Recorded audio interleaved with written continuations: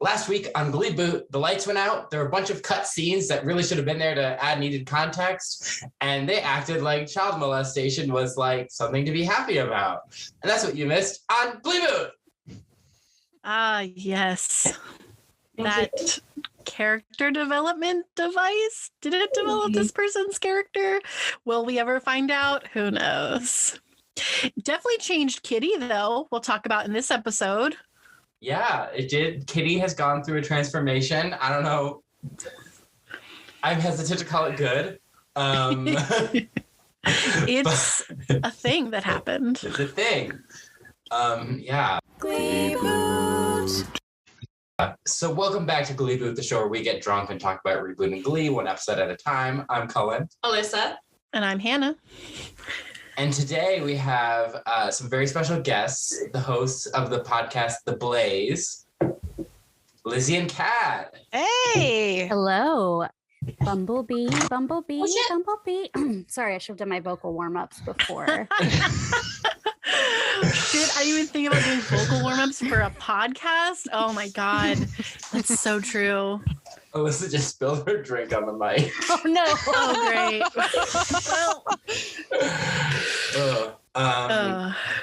Yeah, I was on The Blaze a while ago. Sure.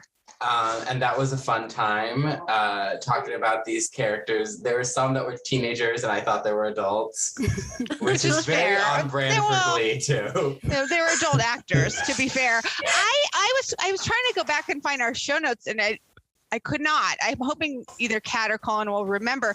I had found some blogs and some fanfic that tried to create parallels between the Glee and the 90210 universe, or certainly compare characters, but I'm remembering none of the specifics now. I remember you quizzed me about the Glist, and I forgot that I was calling him Kristoff. Jonathan Groff's character, Jesse St. James. I forgot he was on the Glist, so I was a fake fan. I wasn't a true Glee. I forgot. I bust your chops on our podcast about your subject matter. Oh my God. So real quick tangent. We're recording this like a couple days after Thanksgiving. And on Thanksgiving, I was with my boyfriend's family and his sister wrote like nicknames on people's solo cups for their drinks. And mine was Gleekette, like the female feminine Gleek. And then she wrote on the other side, I heart Glee. And I was like, this is offensive. Just because I have a podcast about it doesn't mean I like it. But it was all good fun. Incredible. I felt really special that they remembered that I had the podcast. So Yeah. Glee is appropriate Thanksgiving, like family viewing, right? I didn't listen to Turkey Lurkey Time. Let's have a kiki. I'm a bad Gleek. Yeah, the only because my brother was like, "What is a Thanksgiving song?" And I'm like, "The Glee mashup of Let's Have a Kiki and Turkey Lurkey Time is the only appropriate Thanksgiving song." Yeah. I did see a tweet the other day that says WAP has the word gobble in it and therefore is canonically a Thanksgiving song. I think Hannah is... Sorry, I should have waited until you were not. I shouldn't even be eating. That is so fucking funny. I love that. I wish I could credit the Twitterer, but shout out if you're listening to us. They're Amazing. the number one Glee booty. Oh, cute. Is that what your listeners are called? That's what I call our listeners. Oh, But I love have they agreed to it? We don't know. This may not be consensual. Yeah. So, Kat and Lizzie, what is your journey with the show Glee? Your history with Glee? So I just heard you say, Lizzie, that you had watched season 1, and I don't think we ever talked about it at the time. No, because, well, I can't wait I'll pick up mine where you left off because, but you would have been, it was right when I graduated from college and she's a year above me. So we weren't together. Right. So that's right. It was like my first place where I was living after college, moved home, moved out of my parents' house. I was living in a house with girls that we would watch Glee first season, like every week, appointment television. I love musicals and musical theater. I love a teen soap opera, obviously, as the host of a 90210 podcast. And then I don't remember at what point I stopped watching. Like, I don't think it was literally a season break because I really dug the show. I can't remember if there was something that happened or like some moment in the show where I was like, I can't deal with this anymore.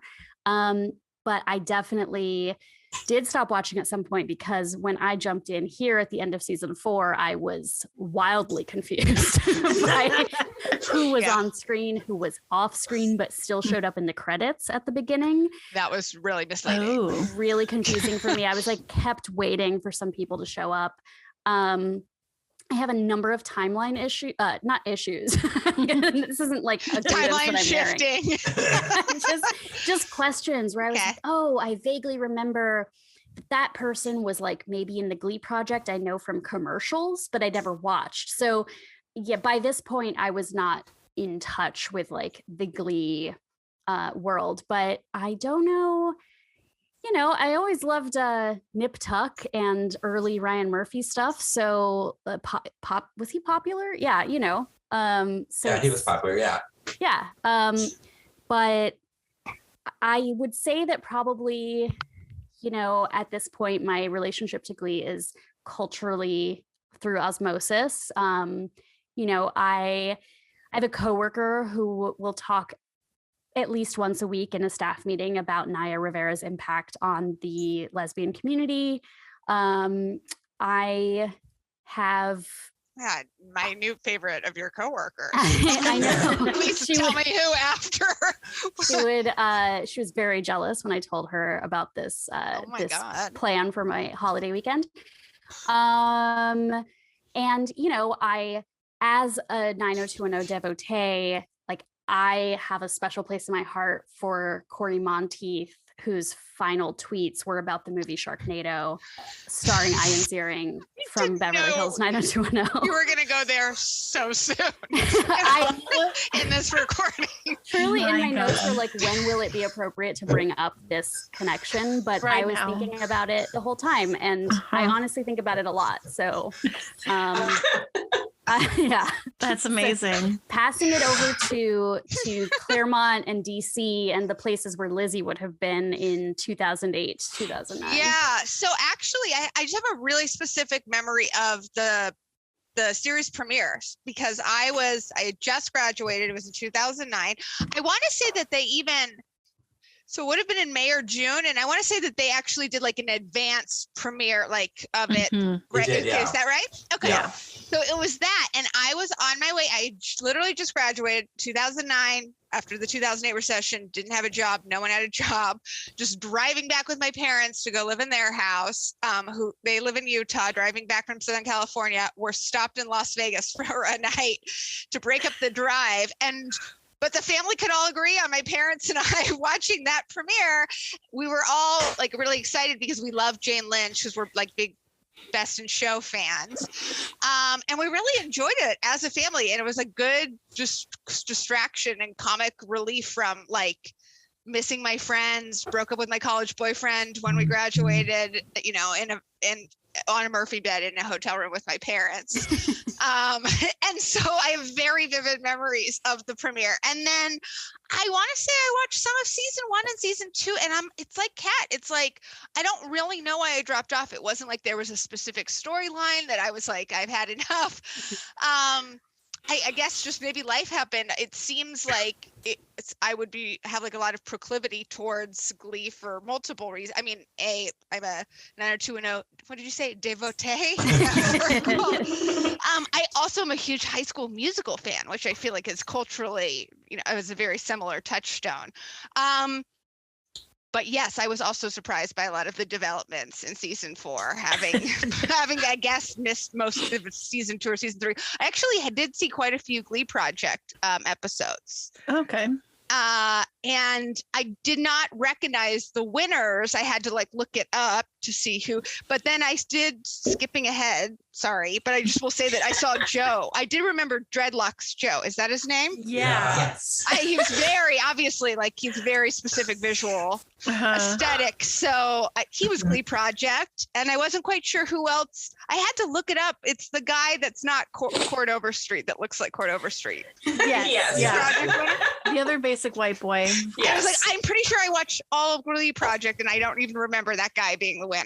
Like, Yeah. seemingly milquetoast. I think I thought Cord Overstreet was just getting double screen time because it's now clicking for me. Oh, those were two people. Yeah. It's really confusing. So that's pretty much my journey. I will add just a couple of little other mile markers along the way. I think I shared this on our podcast, Cullen. I have done a hot yoga class with Leah Michelle and her then boyfriend.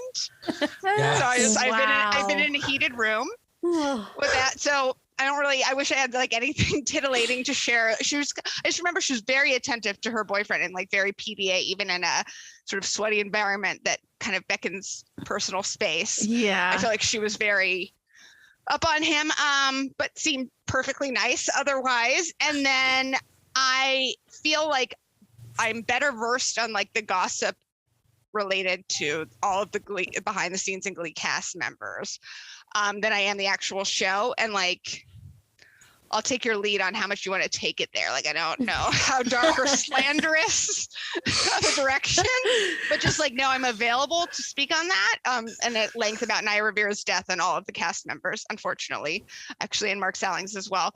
And then one little thing I wanted to know that I discovered this episode, one of my all-time favorite songs, I didn't realize it's by Alex is Newell. Is that how you say it? Mm-hmm. Yeah. And I didn't realize that was them. From Glee. I just knew the song. It was the first single, Nobody to Love, from a couple years ago. It's a real club anthem.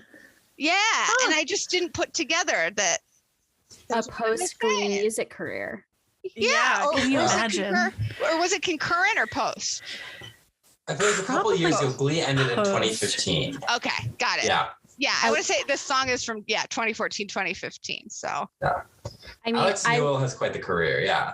It's really something considering that we spend so much of our time watching a show from the 90s, but watching this show being in the recent past, 2015 was a whole presidency ago. There's so much has changed, and there were things in this episode that I was like, how long ago was this? Just the marriage equality talk. I was like, oh my God, I'm in a time and place that feels. I mean, obviously, I feel like this could have come out 3 months ago, but also it feels like it's. But it's especially confusing because 2013 fashion, I realized, is so nondescript from watching this episode. I mean, maybe that's by design to create sort of a classic environment, but I don't think so. I think it was just what? There was nothing that was just sort of drapey layers and asymmetry and. Yeah. I don't know. Ugh. Yeah. By the way, Gleeboot, if you need Lizzie or I to show any more skin for this recording, I can't speak for Lizzie, but I am comfortable with that. Okay. Absolutely.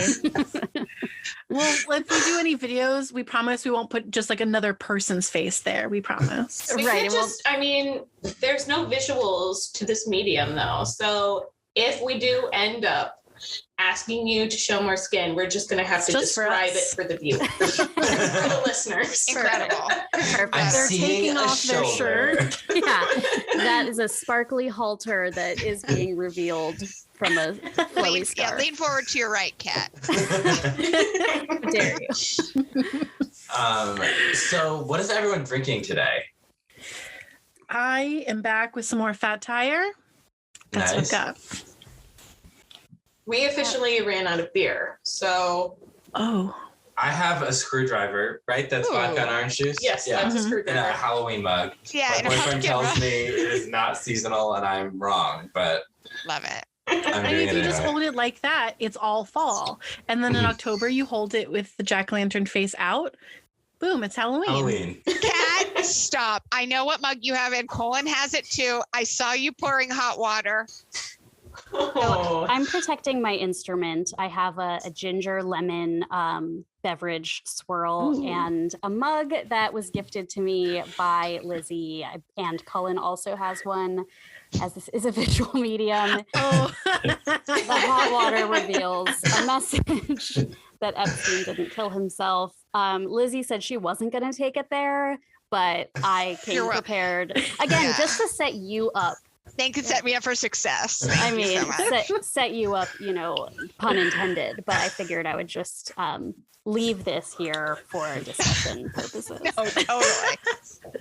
Yeah, because I don't know. You feel free to cut this out. There is a purported connection between Epstein and Mark Salling. I don't know if you all are aware. Whoa. I mean, we can cut it out. I definitely want to hear the dish. Okay, we'll tell you. I can tell you.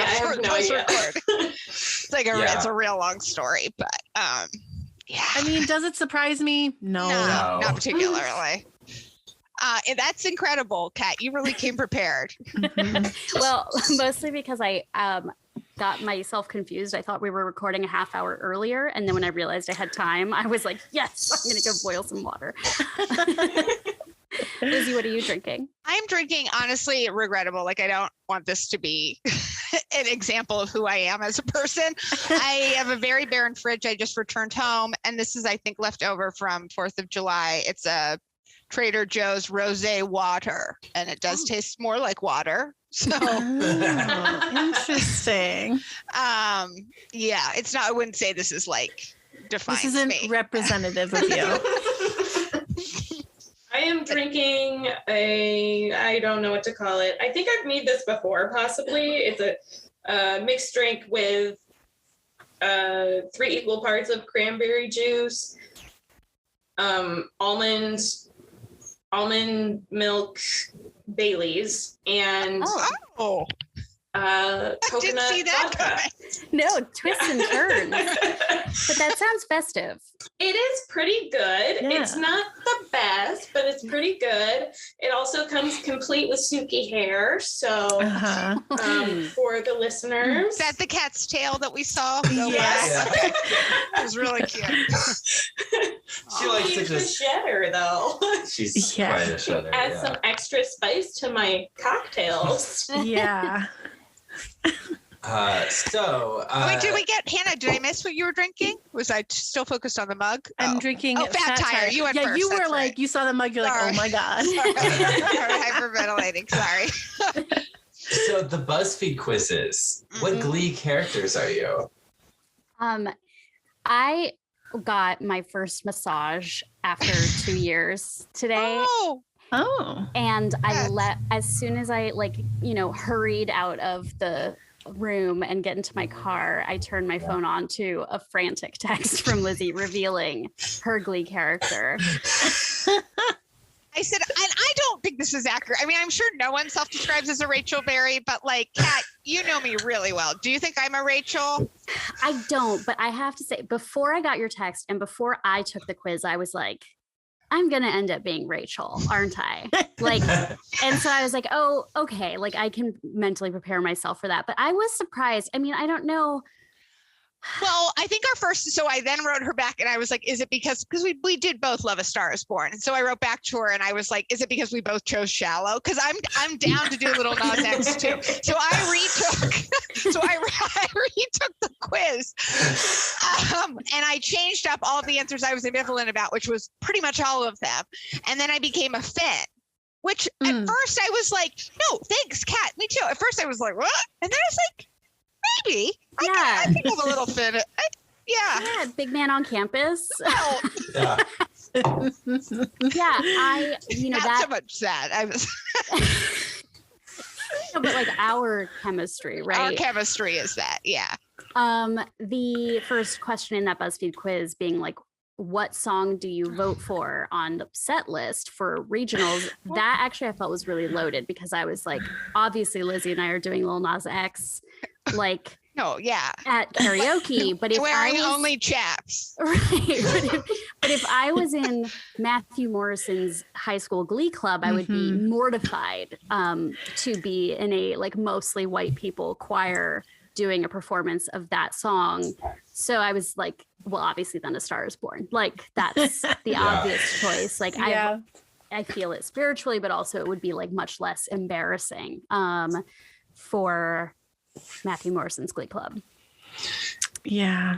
If Glee was on when A Star Is Born came out, they would have had that woman who sang in the subway. Yeah. Who went on Ellen. Yeah, she would have guest starred on Glee. Like, I could see that happening. Yeah. Gail would have for guest sure. starred on Glee. Yeah, I mean, I'm glad you retook it, Lizzie, because I feel like as if I am a Rachel, then I have to be the only one. No, totally. and I bow to your Rachel. Thank you. Wait, I'm interested to know who your boyfriend is then. Yeah. I got Sam Evans. Who's that? Right, exactly. Question mark. Cordova Street. And I was like, I couldn't tell you a characteristic of this character. Like, I don't know anything about him, but BuzzFeed described him as a total nerd who would make me laugh. And that is my real life boyfriend is a total nerd who makes me laugh. But also, I respect that Cord Overstreet is going to be in the new Lindsay Lohan Christmas movie. Yeah. Oh, much respect. I'm sorry. Mad respect. Mad respect. The newly engaged Lindsay Lohan. Newly engaged. And he's also in this show Acapulco that's on Apple TV Plus. I watched the pilot. I've been meaning to watch the rest because I like him. Yeah. It's good. I've only watched a couple episodes, but he's like the designated gringo in an entire like cast of Mexican comedic actors working at a resort in the 80s, and it's really great. And interesting. So I was like, okay, Cord Overstreet. Like, also, I think I confuse him with Evan Peters a lot. Who's Evan Peters? He's a blonde in the people? Ryan Murphy universe. Yeah, he was in American Horror Story. What else was he in? He was in the X-Men movies as the really fast one. But did I they can't remember both his date name. Emma Roberts or just Evan Peters? Cord Overstreet dated Emma Watson. Oh, a different twist. Emma. okay, all right. So anyway, did you take the boyfriend quiz, Lizzie? I did, and I think it's right. Like, not romantically, but I do think it's right. I got Blaine Anderson, Darren Criss. Nice. Oh, Like, I yeah. have a lot of thoughts about him. And it said it's because he is, I also wrote it down. Sounds like you did too. It'd say, Blaine Anderson, he's effortlessly charming and he'll be down for any adventure you want to do. I mean, pretty generic, but I like Steve Sanders. No, true. That is the Ian Ziering in 90210. I think that's right then. I enjoy his I think I'd enjoy his companionship. So, and I'd be down to Beard. Easy on the Yeah, eyes. there you go. Yeah, aesthetically pleasing for sure. Wait, I'm sorry. I'm sure your listeners have heard so many times, but can I hear who you self-identify as, if not via the BuzzFeed listicle? Yes, we have chosen our identity. And we will take the BuzzFeed quiz in our final season. Oh, I love it. Yeah. I don't think self-identify is good for me. We assigned Colin and I this. played God in grad school, Okay. and we assigned our classmates a Glee character, and we assigned Alyssa Rachel, and we explain this every time, thinking of like, she's ambitious and like her good qualities, and then she's like a nightmare, and we're like, we're so sorry. Like, we were not meaning it like that. Well, like we assigned Hannah Santana because thinking of like fun, sassy, and then sometimes Santana is just like a legitimately bad person on But the then show. I'm like, am I a legitimately bad person? Maybe sometimes. Oh, Santana's great. Yeah. Yeah.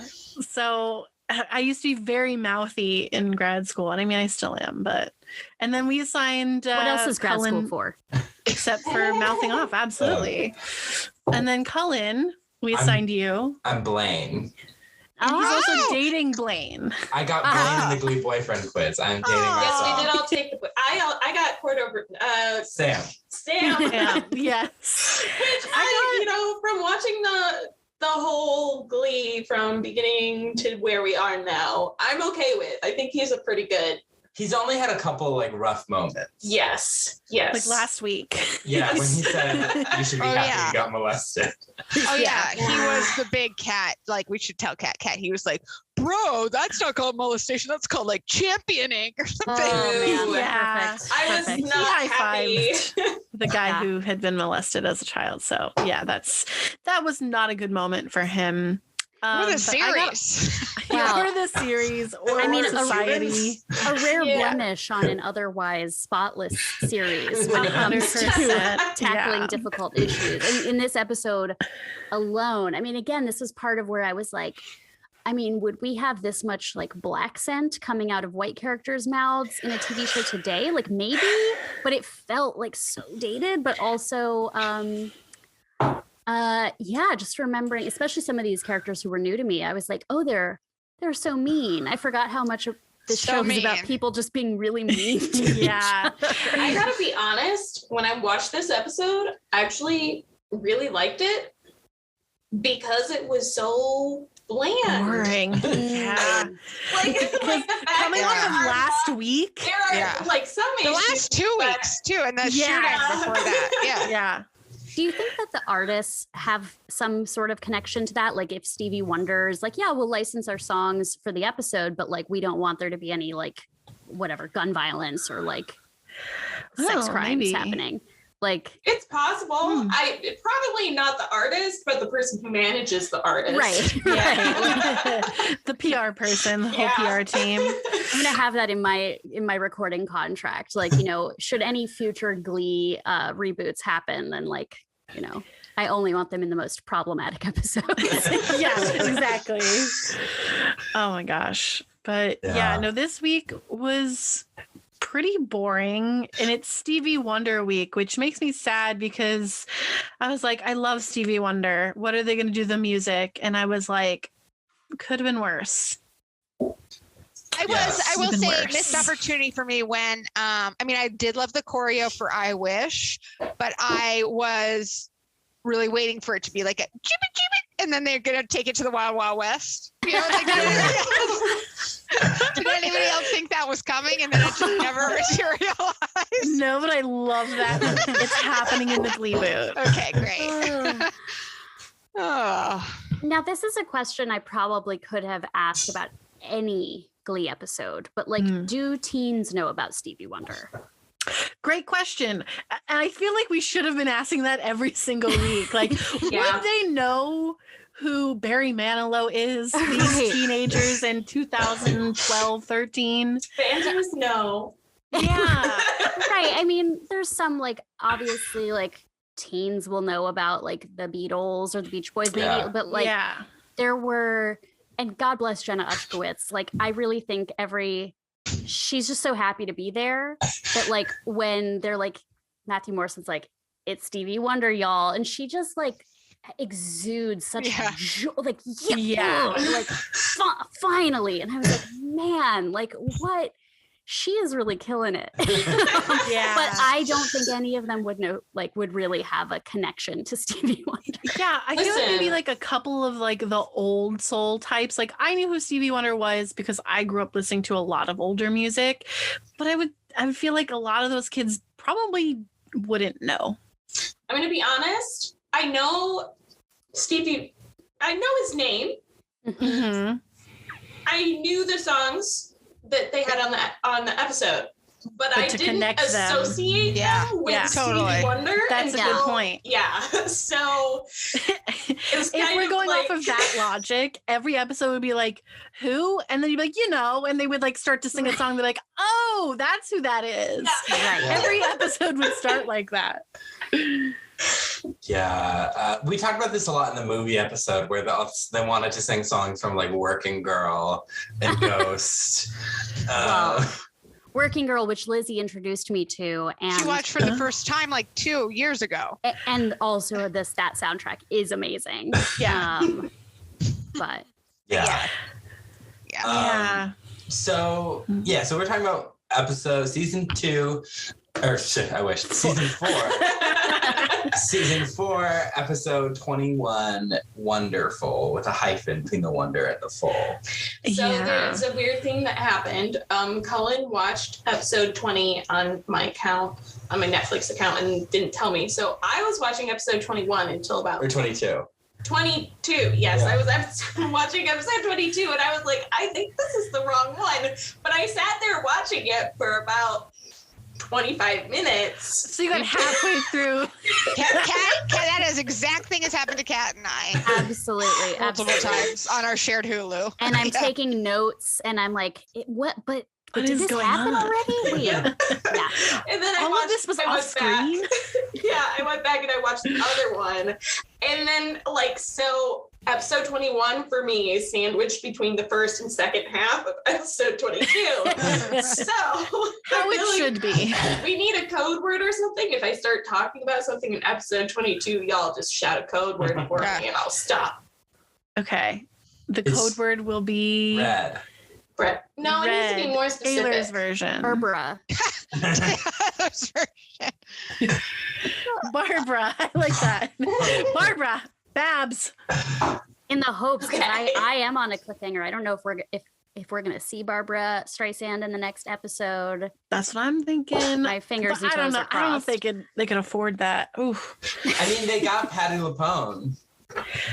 You could get Patti LuPone. Yeah, but Patti LuPone isn't like Rachel's icon. Like if she was, I don't know. But I don't know. There is something different about Barbara Streisand and Patti LuPone. I don't know.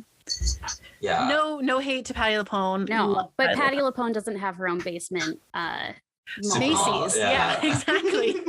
I don't know that. Is that a thing about Barbara Streisand? She has a Yes. department store in her basement because she likes to go shopping, but she can't go shopping, which is actually, I can't wait to talk about that for the Rachel storyline because I thought that it was like, no, she has a place to shop. It's called her basement. Right. She wouldn't go to Target. It's staffed? I don't get it. Wait. There is actually there was like an off-Broadway show written by her former basement mall staffer. And then it came to play at the theater near where I live, and it was played by Mr. J from America's Next Top Model. Love that. Yeah, like there's a person whose job is to like fold sweaters in the basement. Her basement. Yeah. Because they only have items in her size, I'm guessing. Yeah, right? Probably. Could you imagine buying a couple of every size just so like you have the experience of sifting through it? Yeah. Or like just even departments that she wouldn't touch. Like there's a brass plum over there, like just in case like she needs something for like a that's niece. another level of rich that we cannot comprehend. Can you get your I'm ears so pierced? fascinated. I can't believe I didn't know It's a about this. piercing That's pagoda. all I'm going to be Googling after this. Wow. So, yeah. So the storylines we have for this week, we have Rachel's audition. We have Artie and Kitty. Rachel's fantasy. That's how I would like to refer to it. Yes, because none of it is realistic. We have Artie and Kitty. We have Mercedes, and then we have kind of like a scene with Blaine and Bert, and then we have Kurt and Bert. Right? Is there any storylines I'm missing?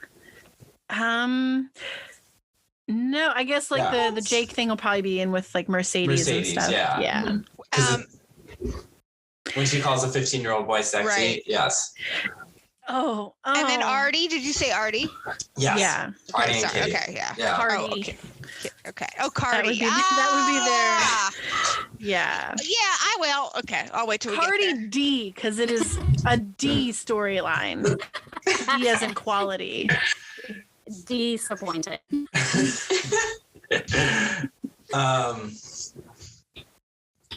Is Cat frozen? Oops, she is. Oh, no. But look at her. Oh, Okay, there you're we go. back. You were just like, I did get a little internet connection unstable, but You're good. I think you're good now. I'm good. Yeah. All right. They're trying to silence me. That's what's happening.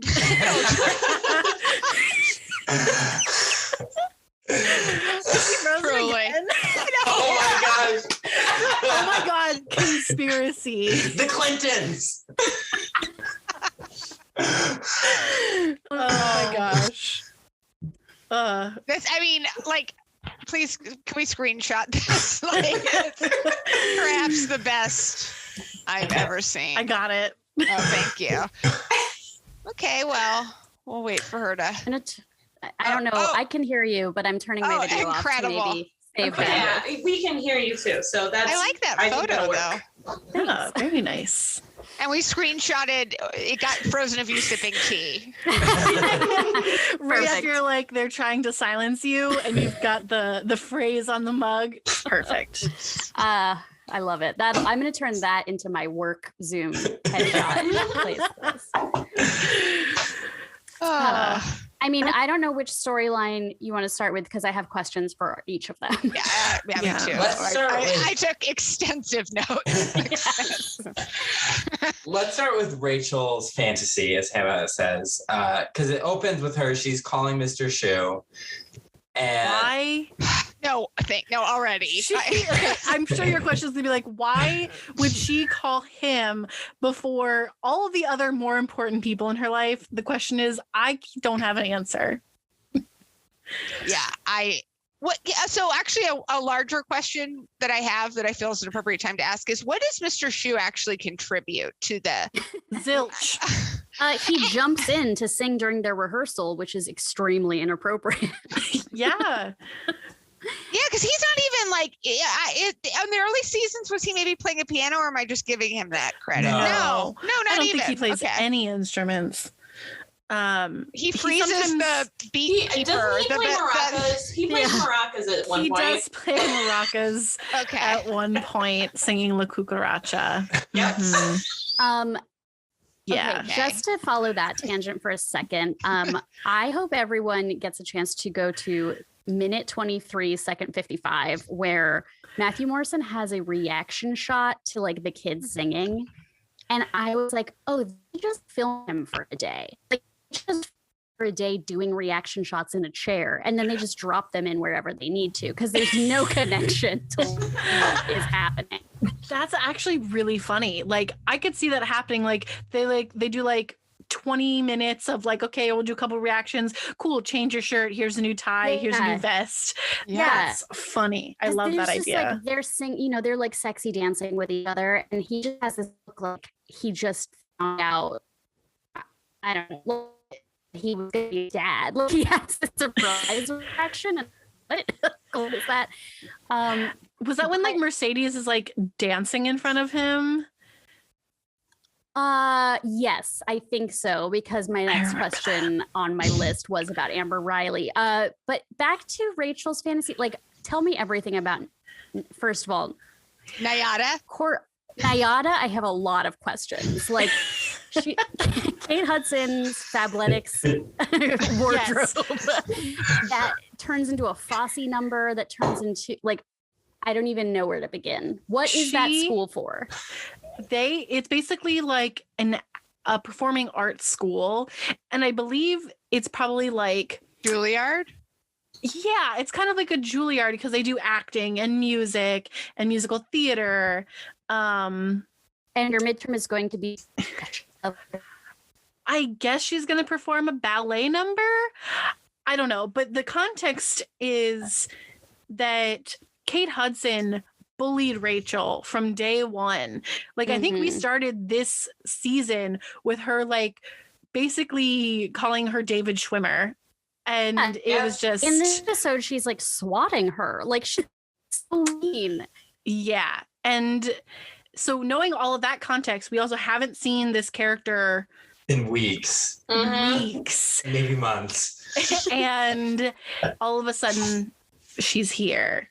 So given that you hadn't seen her for weeks, were you got confused? I mean, I was confused because I jumped in at episode 18 of the season, but were you confused in that hallway conversation, which was like mimicked after a Gossip Girl conversation where those two busybody guys came in and they're like, word on the street has it, like XOXO. But were you confused with who they were even referring to when they were like, you're going to get in trouble with so-and-so? Did you know that was Kate Hudson's character? Yeah. Yes. Yeah. You did. Okay. She made quite the impression. So. Yeah. And she was around for a few weeks at the beginning, bullying her, and then she disappeared. I think we just assumed that, like, oh, she has a different dance instructor, or she's not taking dance this semester. Oh no, I didn't assume that. I just assumed that Glee just was not filming those sessions of her schooling. Yeah, and those two busybodies bullied Kurt a while ago. Okay. The sycophants. They're the same guys. I think so. Yeah, the sycophants. They kept calling them sycophants, and now suddenly they hate Rachel and work for Cassie. But so yeah, because Rachel tells Mr. Shu, "I'm so thankful for you. You're the reason I'm here." And I'm like, okay, whatever. No. And then her dads, meanwhile, are like, we're paying the tuition, but okay. Yeah, exactly. And rent, probably. Yeah. Yeah. Okay, so in the opening credits, I saw Corey Monteith's name, but there was no Finn. Okay, can I interject on that one? Yeah.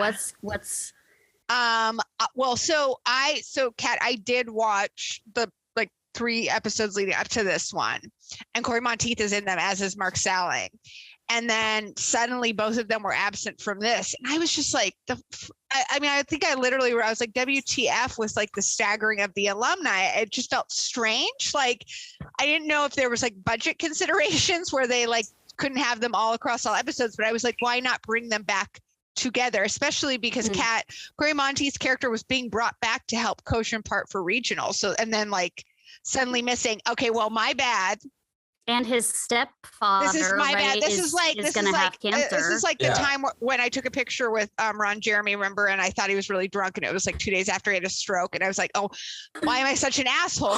Well, here I am being like, they couldn't afford Corey Monteith for these. And then thanks to the Wikipedia article that Cullen pointed me to, it's because he was supposed to be in it and he had checked into rehab. So I once again am the bitch in the Zoom room. I mean, I was wondering. I didn't know timeline. But they don't give any logic to it they're not like, oh yeah, Finn can't be here because he's got like a final or anything. It's just like, nope, we're just bringing in totally different people. We don't even talk about it. So it's like, it must have been like the serious time constraints. They just didn't have time to work something out, I guess, which makes sense. But it is really jarring not being in the current context of like, you would see on the news, like, oh, okay, Corey had to go into rehab and stuff like that. So. Because it just was weird that he and Puck were in the early, like just a couple episodes ago. And then. That is kind of this season. They try to balance the alumni and then the current kids, and it's very haphazard. So, yeah. Because Kurt and Finn are stepbrothers, right? Yes. So I also was like, would maybe if Finn come home for like the cancer news? Yeah. Okay. You would think, but now we know. So like. We start with Rachel talking to Shu and saying like, oh, he's so important. But like, I don't know. I feel like she says like, I'm telling you before literally everyone else. And didn't she tell Kurt she got a funny girl callback? I think he was there. But no, is that, or is this another callback? Like, did she do that? And this is a second callback. Yeah. But they didn't clarify, so I actually didn't know. There were like more than one callbacks. I thought it would just be like one. She said it's between me and one other person. So I was assuming two other people. Right? 2 other people. Yeah. But so, okay. And one of those then people is Beanie Feldstein. But didn't they say it was Sutton Foster? Yeah. Like the 2 sycophants? And I was like, what? Yeah, they said Sutton Foster, and it was Meryl Streep's daughters. Right. Mamie Gummer. When she was busy being on Smash, Yeah, no disrespect to the entire premise of the show Younger, but Sutton Foster is like 20 years older than Liam Michelle. Yeah. So like because she was like, no, she's in Bunheads, which like was an ABC show. ABC Family. ABC Family. Yeah. Now Freeform, right? Yeah. So yeah, like the sycophants are saying like Sutton Foster is like one of those people, and I literally all I wrote was Sutton Foster LMAO, because I was like, what? Why would you just randomly name drop her? Like, she doesn't deserve that. Yeah. So then they also make a point to say like, oh well, she doesn't have the right kind of nose. Oh, it's okay, she's getting prosthetics. And I'm like, okay. Oh yeah, they did say that. Yeah. Would that be considered like Jew face? If someone got prosthetics for a Jewish nose? That's a great question. Yeah. Right? Yeah. Maybe. Yeah, I think so. There you go. Yeah. So then they tell Cassandra July, they're like, she got it, because Rachel's like, wait, how did you know? And then so they were like fishing for it. And Cassandra July's like, you need me to sign off on your audition or whatever, missing your midterm. So your midterm is now 6 a.m. and you'll be performing Blanchine. And there's like the hardest choreography of all time. Uh-oh. Oh. Should we wait? Yeah, we can wait. Yeah. I'm glad we're doing this one and getting out of the way, because the rest of them are just like, meh. This one was aggravating. Well, so oh, wait. Are you all watching it? I know that you've skipped ahead, Hannah, but Allyssa and Cullen, I mean, you've seen the whole series in its entirety and are now rewatching, or no? Mm-mm. No. Okay, Yeah. then never mind. Okay, I'll keep it zipped. Oh, that's really fun. Yeah, I had watched the first few seasons, and then I was like, I had been meaning, I'm like, I need to watch the rest. Yeah. No, you know what's gonna happen. Yeah, I do. You've like read it. He's kind of like read ahead, so like he knows some things, and then like some small things I know from like stuff I've seen either on Tumblr, or like I watched parts of this half of season 4. Mm-hmm. So like I know some things, but then most of it I'm just like, this is an episode, okay. All right, this is the choice you made. Yeah, and Allyssa went in completely blind, so that's been a really interesting take too, for sure. Wow. Fun. She's made quite the sacrifice. Hi, Kat. Welcome. I was going to get another prop. It's actually Debbie Allen's original cane from the movie Fame, which was you bought it at a Broadway I flea bought market? it at the Broadway flea market for 50 cents, because that wouldn't just like be in somebody's private collection. Or in the museum. Yeah. Amazing. Yeah. Yeah, so Kate Hudson, the sycophants tell her like, yeah, she got it, and she's got her super hard ballet number, and there's like thunder and lightning like flashing behind her. Like she's a witch. And make sure to tell her she has the world's worst puffy morning face. Hell hath no fury. Yeah. Like Cassie July. Is that her name? Also, why did they give her such a porn name? That's a good point. Yeah, it's really weird. Also, there's something else to kind of note about Cassie that's kind of, I guess I would say is important for a little bit later in the storyline, is she was going to be like, she was big on Broadway and she was going to be like the next sort of big thing. And then she had like a hissy fit on stage because someone's phone went off during the show, and someone recorded it and put it on YouTube, and it went everywhere. And basically like she like assaulted somebody or had a screaming fit. Very unprofessional. So because Rachel's rehearsing her lines and in front of the mirror. And Kate Hudson is like, if you were a real actor, you would rehearse with other actors. And I know that you choke under pressure. And I saw James Brolin and Barbara Streisand in Target. Target. So we talked about how Babs has a department store in her basement, and this would never happen. She doesn't need to go to Target. I mean, Target is amazing. Maybe she does love Target, but I don't believe that for a second. No, I think unless she rented the Target for herself and Cassandra somehow snuck in. She would do that. She is insane. She's an insane person. Yeah, so she's like, yeah, your final's gonna be at 6 a.m. Like, good luck. Like, and James Brolin and Barbara Streisand are gonna be there with me to watch you choke at your audition.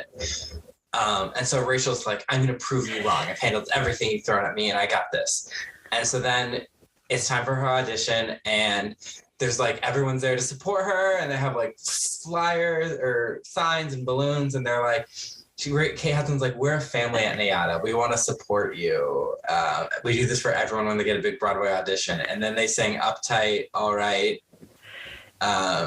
This is why it's a fantasy, because Kate Hudson has been bullying her so badly. And in this episode, she basically fakes her out to get her to basically this big party. that is supposed to be her midterm. So that's another point.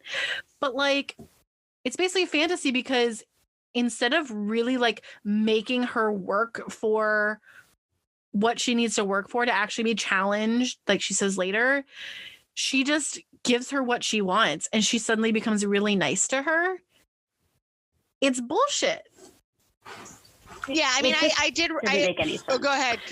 Yeah, well, I wrote down. I mean, and then until it did make sense. Like, that is also a tale as old as time. Like, I literally started to write down why does Kate Hudson have it out for Leah so bad? And like before I finished writing that, I was like, oh, and now she's being like, I was hard on you because I believe in you. Like that's such a, you know what I mean? That's such like a. And then like you think of the type of like stuff that she was saying to her. It's like, I don't think that's the same thing.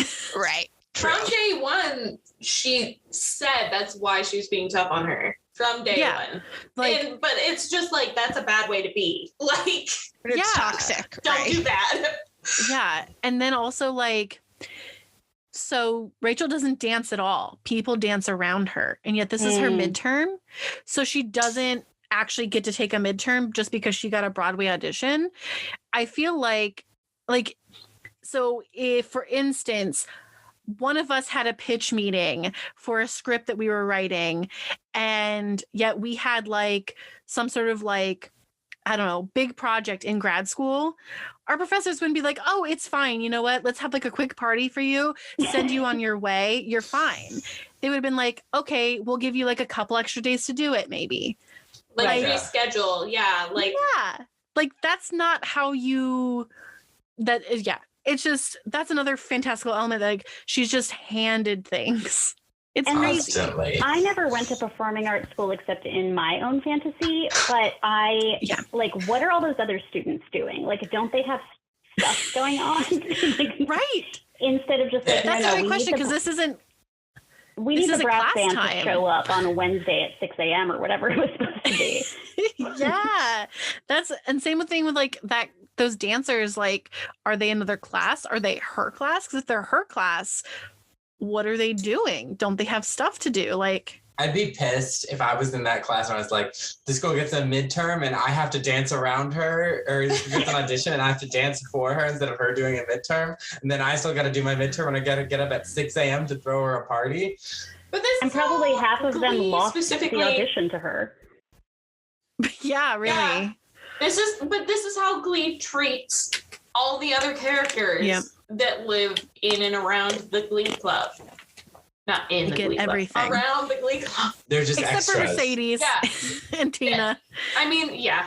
But they have no lives except to put the members of Glee Club on a pedestal. That's what they exist for. Yeah. It's the problem because it's a musical show, so you need dancers, you need these people. Mm-hmm.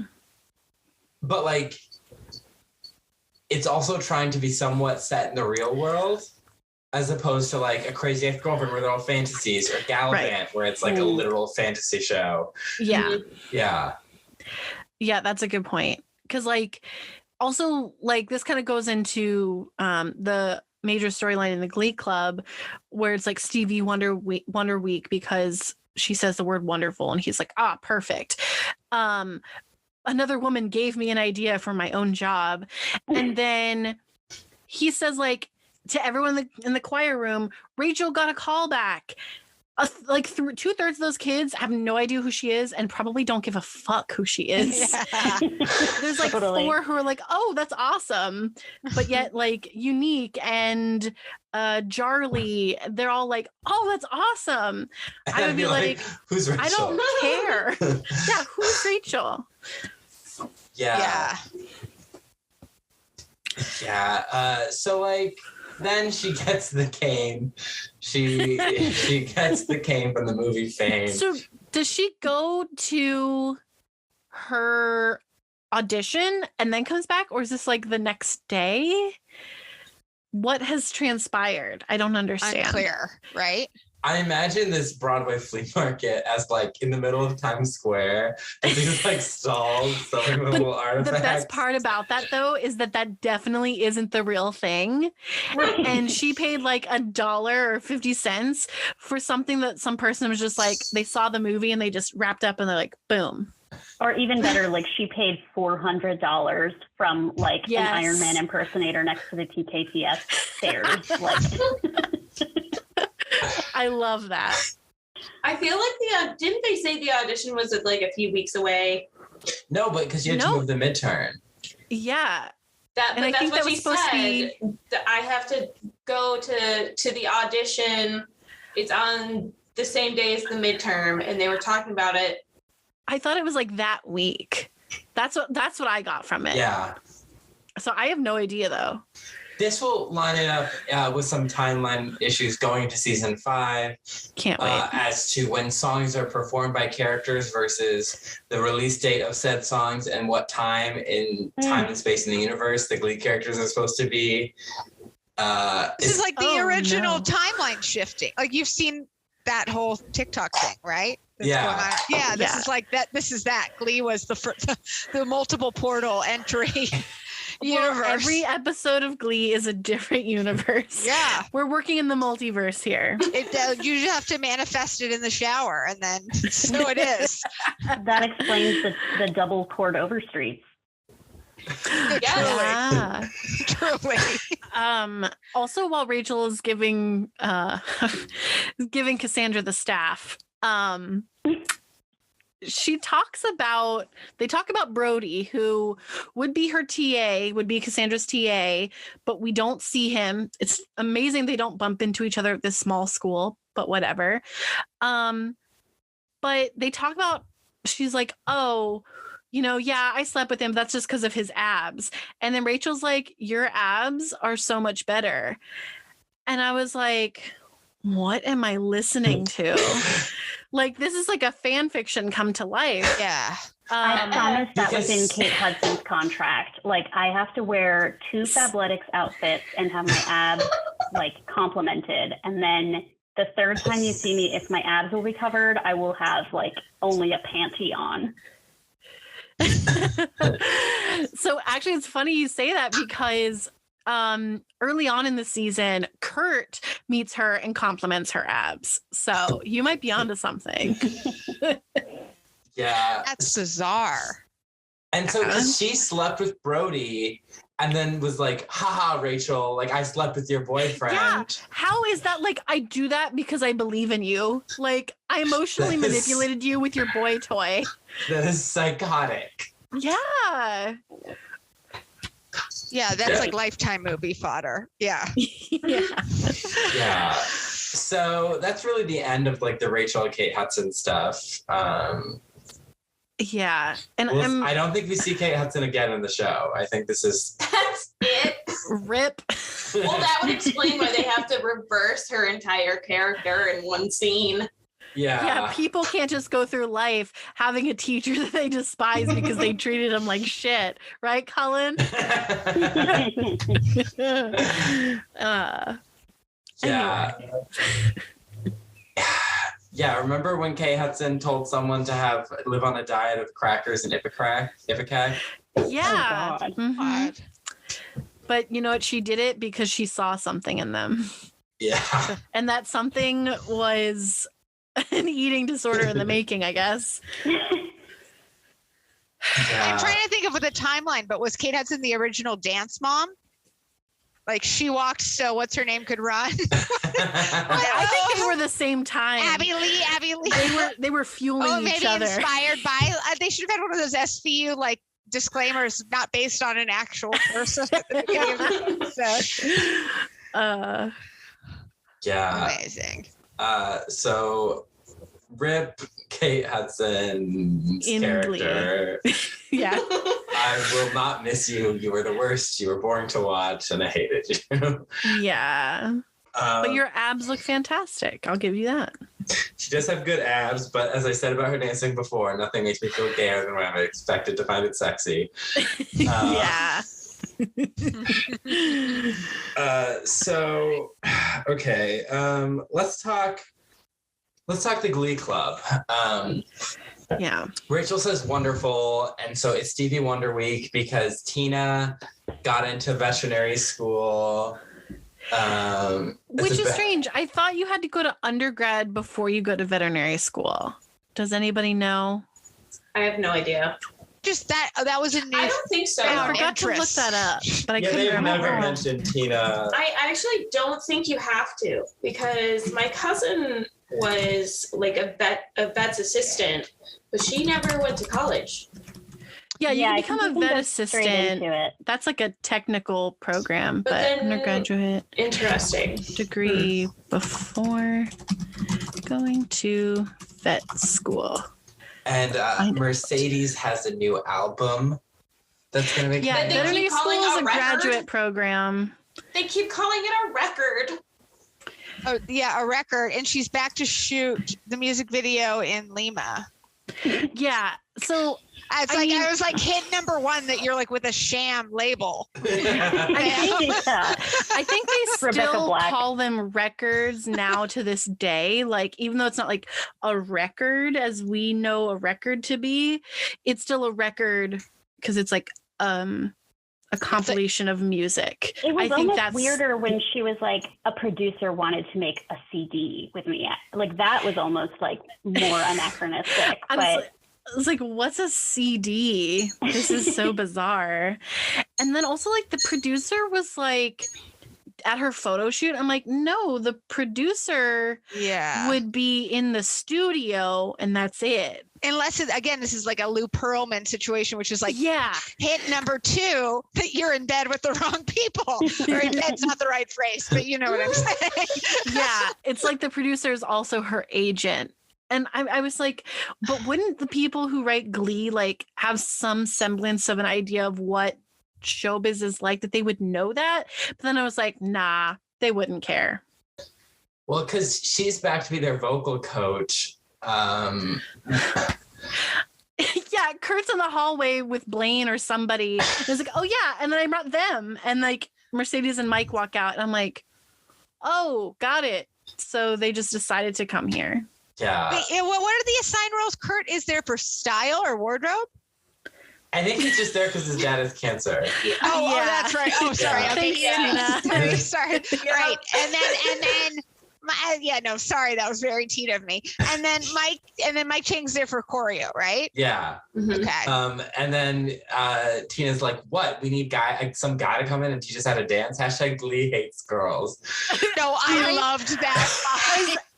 That's the show again, giving like a mouthpiece from the fans to like the show. That is my favorite line in the series because it is true. Glee hates girls. It's so cringy though, because like to some extent, like they have to believe that like obviously that's a criticism, but they have to see that.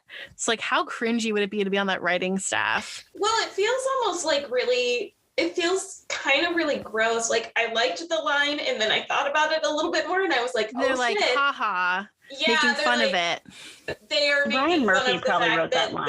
They're fans. I agree. I think Ryan Murphy definitely hand penned in his blood that line. Yeah, there was a different line there. He Yeah. crossed it out and wrote something else.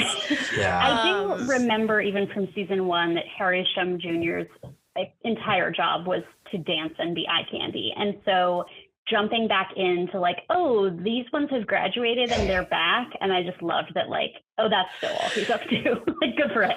Yep. Mercedes is only there because her voice is amazing, and Mike is there because he's adorable and doofy, but an amazing dancer. Another amazing dancer not there, Brittany. Brittany is where's she pouring at? MIT. Yeah. Oh, that's right. And someone in the background was like, that can't be true. And I was like, that person's me. I was saying that. Yeah. But so I was on our Tumblr putting some stuff up there like the other day, and I actually saw like this like 10-second interaction of like Tina saying all this stuff, and then she's like, oh, what do we need you for? Are you just going to give us a lesson in whatever? And he's like, my dad has cancer. And then it's like silence and Blaine's like, thanks, Tina. And I was like, oh, I can't wait to watch that. Didn't realize it was going to be this episode. Ugh, that was the best part comedy. of the episode. Yeah, I thought so good. too. Stand out. Yeah. Because she's like trying to stand up for the club, and then Kurt's like, yeah, my dad has cancer. Thanks, Tina. Thanks, Tina. But also, Tina is right. Tina's right. Women. Well, girls, because there are no women in this universe. Also, doesn't Shu say something that he and Emma are getting married next year? Yeah. Okay. Yeah. Well, And then again, okay, wait. I just want to say though, the fact that he has to call back all these alum, it just is like, what does Mr. Shu do? Like, what does he add? Nothing. I don't mean his character. I mean, like, what is as a supervisor and a teacher? He forces ideas onto them, and then just they brings in other people. Yeah. He legitimizes the operation. Okay. So, like, well, he's a bully. That feels like a very loose term. Right, like maybe it's a rule that students can only congregate in a classroom, like if a teacher has reserved the space, and he's just a warm body. Exactly. Yeah. And he tries to be like, oh yeah, here's the idea for this week. Like, I feel like he was way more impactful in earlier seasons, where like this season he was gone for part of it because he was off doing something in DC for, in the story. He was probably personally, Matthew Morrison was probably doing something on Broadway, or I don't know. Yeah. So, but he really doesn't do anything. I feel like he was a lot more involved in the club in a more positive way, even though like he's the worst. But like he actually did stuff. Now it's just... Yeah. He just yelled at everyone a couple weeks ago for being traumatized by a school shooting. Yeah, I said, yeah. Horrific example to set. Trauma's hilarious, guys. Yeah, he sucks. And he doesn't do anything. So, yeah. So there's so many storylines going on. Oh my gosh. So they decide, okay, we're gonna practice. And Mercedes is like, Marley, you have such a great voice. You need to do more vocal runs, but you're scared, like fear. Mercedes Jones style vocal runs. Because Mercedes invented vocal runs. But it's also like, I like Marley enough, but that felt like an unfair. Is that Supergirl? Yes. She had a decent voice. I was surprised. And I feel like this episode she showed it off a lot more than she has in the past. I think because they were forcing her to do runs, forcing her to stand out, which I think is good. But whatever song runs good. When they duet, exactly. And there's something that they duet. I think it's this episode where I was really trying to hear and listen for Marley, and I could not after over Mercedes. Yeah, it's. Runs are really hard to do. They're like the hardest thing to do and to do correctly. And Mercedes has it down.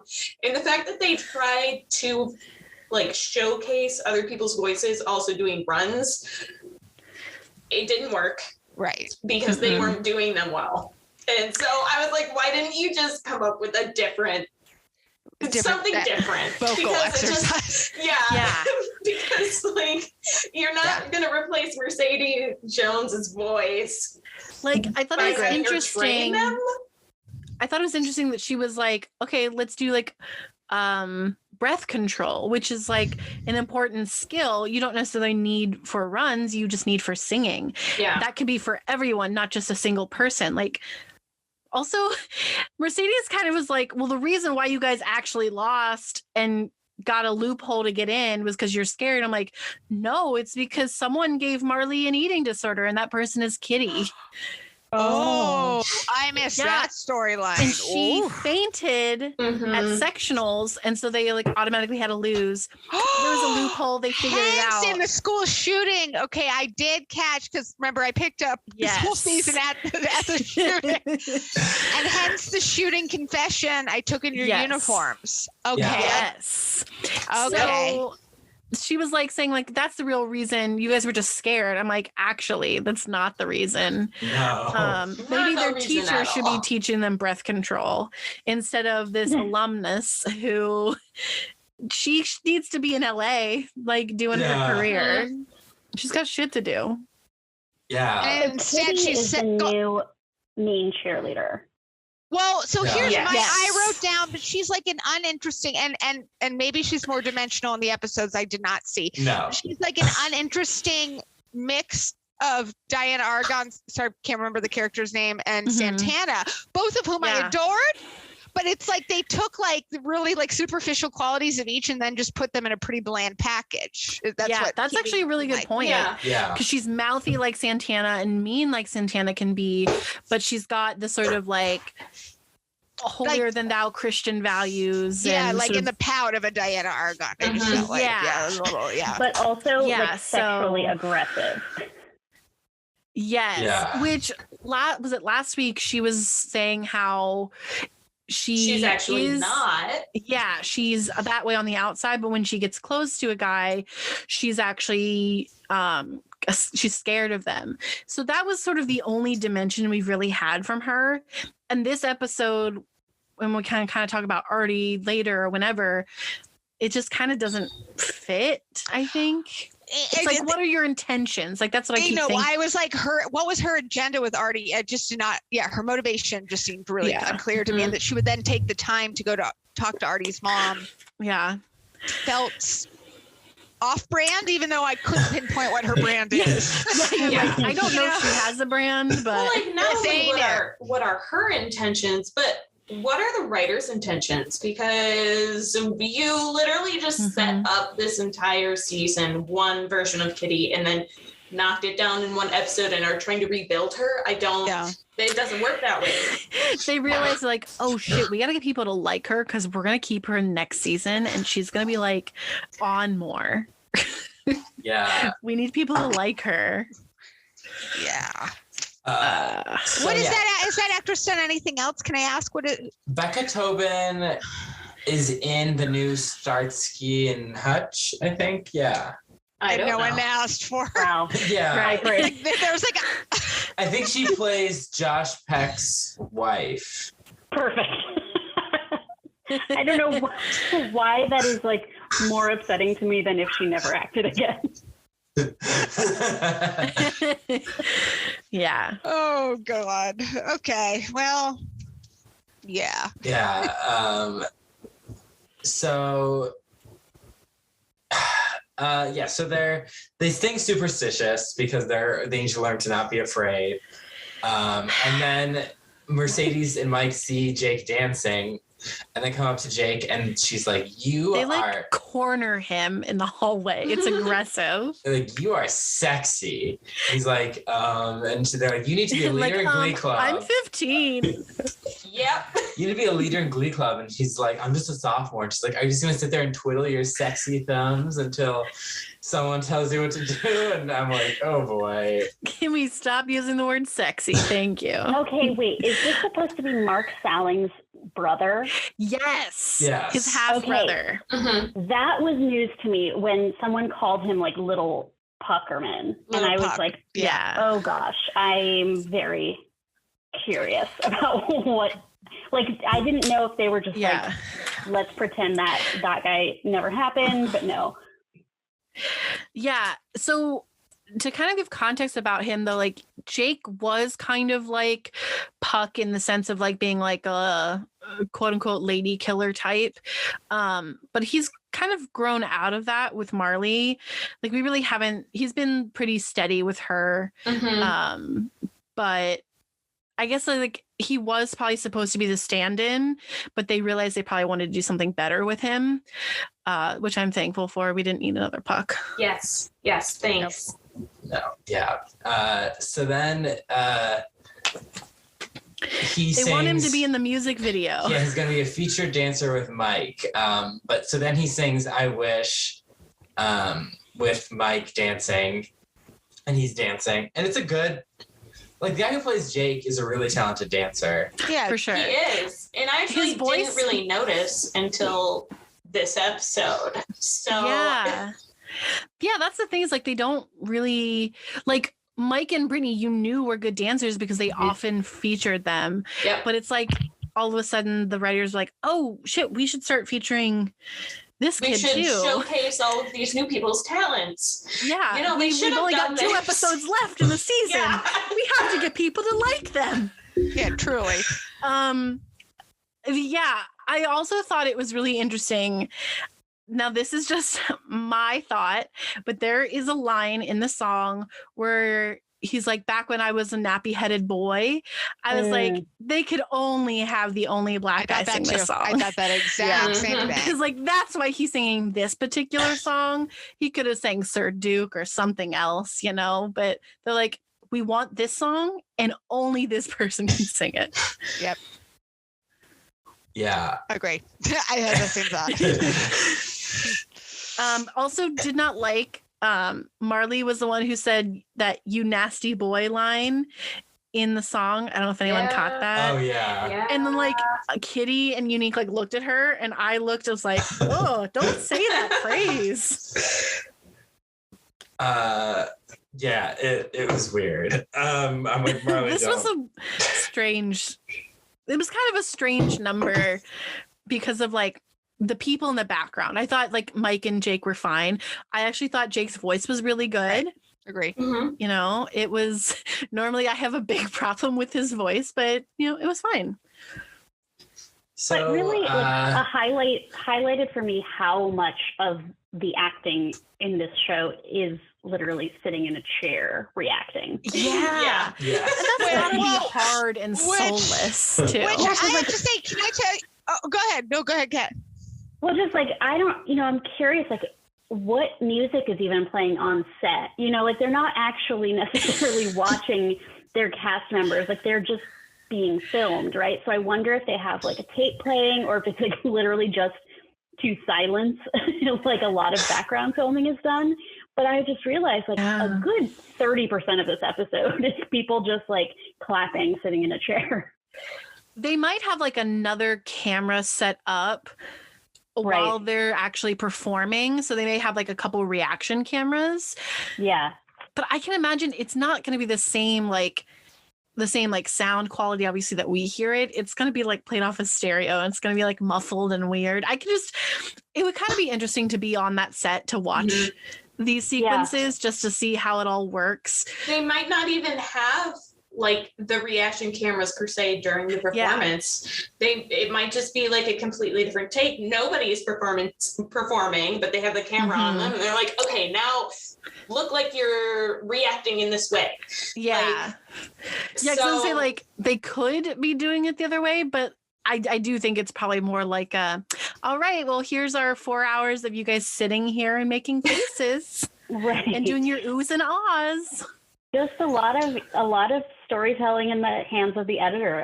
I was thinking about, I mentioned like Matthew Morrison's reaction shot earlier, but even like at some point, Amber Riley does like a move or she takes her jacket off and Kurt reacts like, oh my God. And I was like, I have no idea if he did that reaction like to her or to some other thing, but still, I think all the actors are fully committed.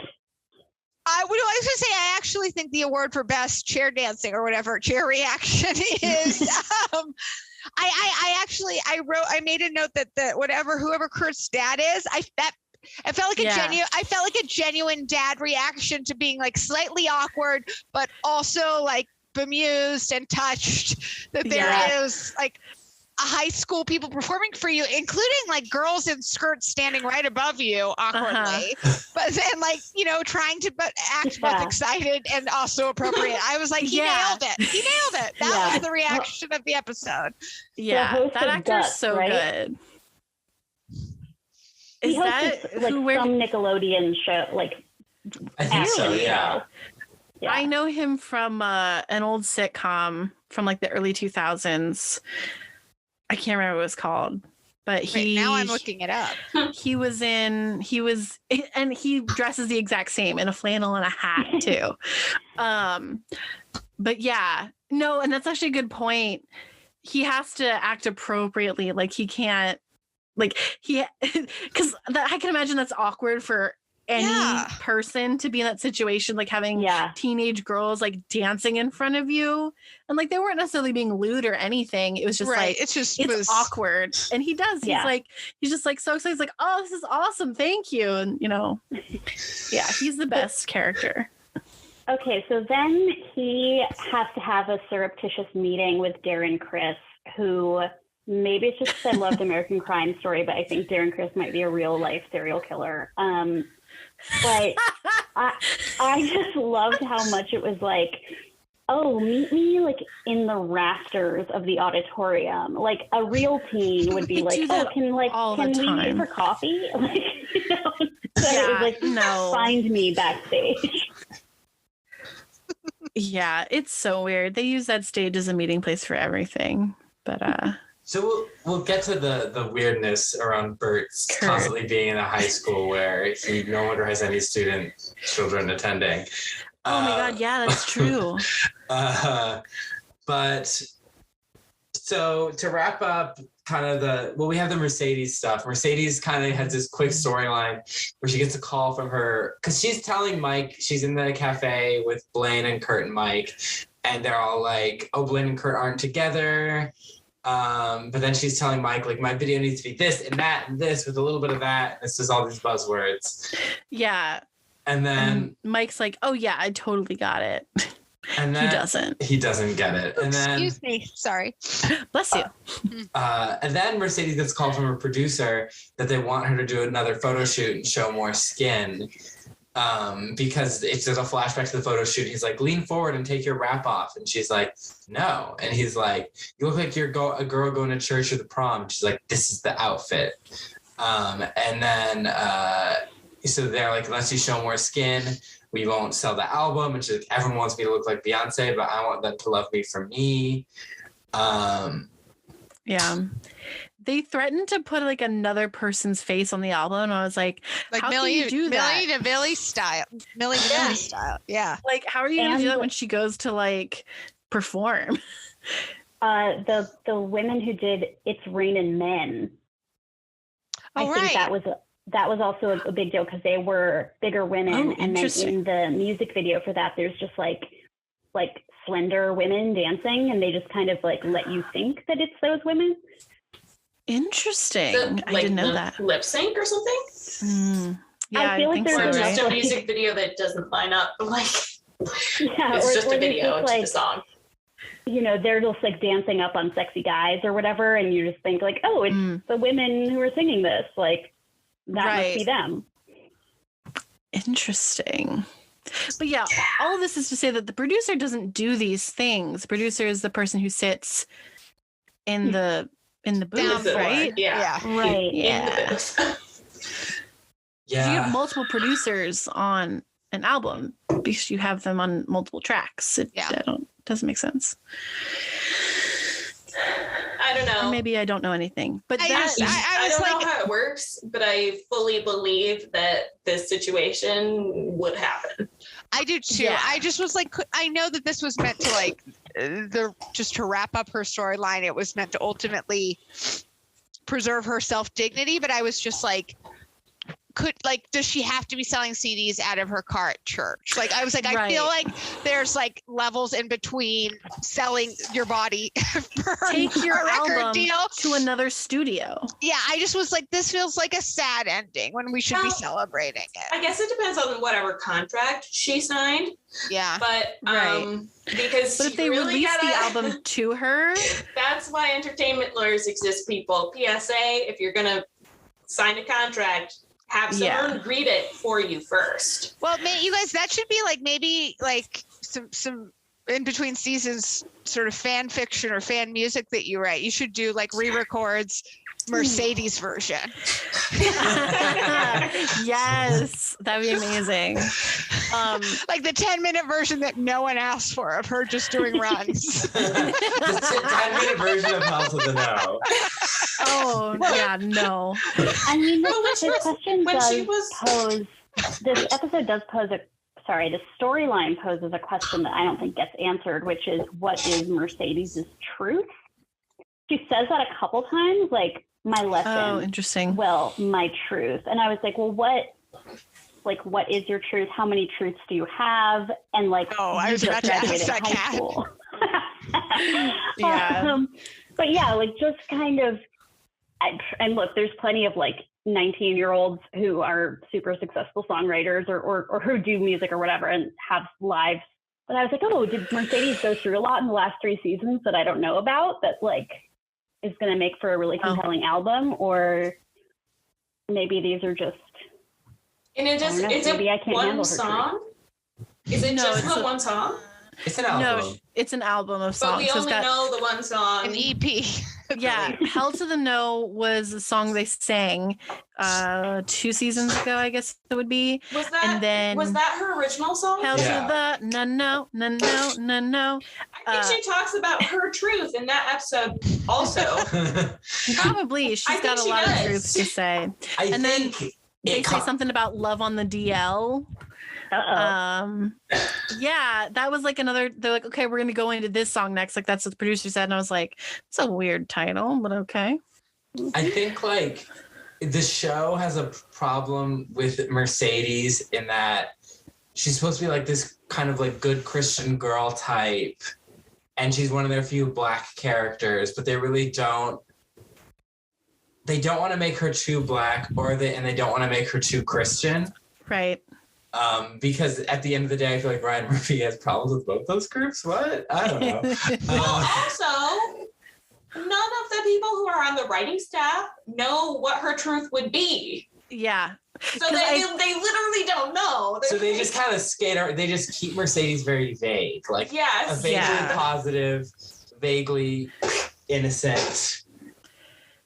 Yeah, it's strange. But also, this kind of gets into what Kat was talking about earlier about the Black scent stuff. Because I know Mike kind of tries to use like Hell to the No. He kind of switches it to the Hell to the yes. And I'm like, Mike, sweetie, no. And then Kurt says it later on when Mercedes is telling them like, this is what's going on with the label. But and Artie speaks in Black scent like all the time. All the time. Yeah. All the I time. think that's his thing. Yeah, unfortunately. But yeah, it's really strange because like that never gets resolved. And I guess kind of like I think we were talking about earlier, like would that happen if Glee was on today? Like would they still be using Black scent? And I think the answer would probably be yes, but probably to make fun of those people. Right. Or they call it out. It's being, yeah, it's used here as like a, oh yeah, everyone can use Black scent, right? Yeah. So I feel like it's, and going back to what we were talking about, we talk about all the time, like it feels like this was written in 1945. Yeah. Like it's like that's quite 1945 material. I don't think this would ever. I mean, I know you're making it like statement. Well, yeah, it's an exaggeration, but like I'm thinking of like it feels very, very old, like so far removed for me. Even though in like 1995 doesn't even feel that long ago, even though I was a year old. Wait, did you say 1995? No, she said Kat just said yeah. All right. But I'm saying like it feels like this was written like 60 years ago, like in terms of like I don't know how to explain it. Like stuff that happens in this episode. In the 90s, you know, 90210 would have like maybe 1 or 2 episodes a season where like a Black character, you know, appears, and there's always there's some line that's like, oh, they're pretty hip, aren't they? You know, like that. And that felt like this episode to me felt like, oh yeah, this is what we were regularly watching 30 years ago. It just feels so removed from what we know now as to what is and isn't appropriate. And obviously that's still changing. Yeah. It's just, it feels so strange. There has been quite a jump from the 40s, though. In the 40s, well, obviously, there was. Okay, let's not get stuck on this. I can't. Film history is coming back to me. Oh God, okay. let's not go there. Queen Kelly. So. Oh my God. What was the one that was the ladies had the strikes? Their husbands could still go to work. Salt of the Earth, right? Yeah. Yeah, that was a pretty good movie. That's actually really good. Yeah, it was banned, so that's why. Yeah, it makes sense.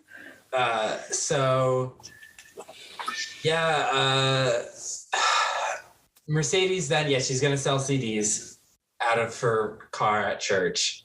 And they did her dirty with that. As far as when she was on the phone, I thought she said, "I'm gonna have my lawyer. You can talk to my lawyer." Did she not say that? Yeah, she did. She said that.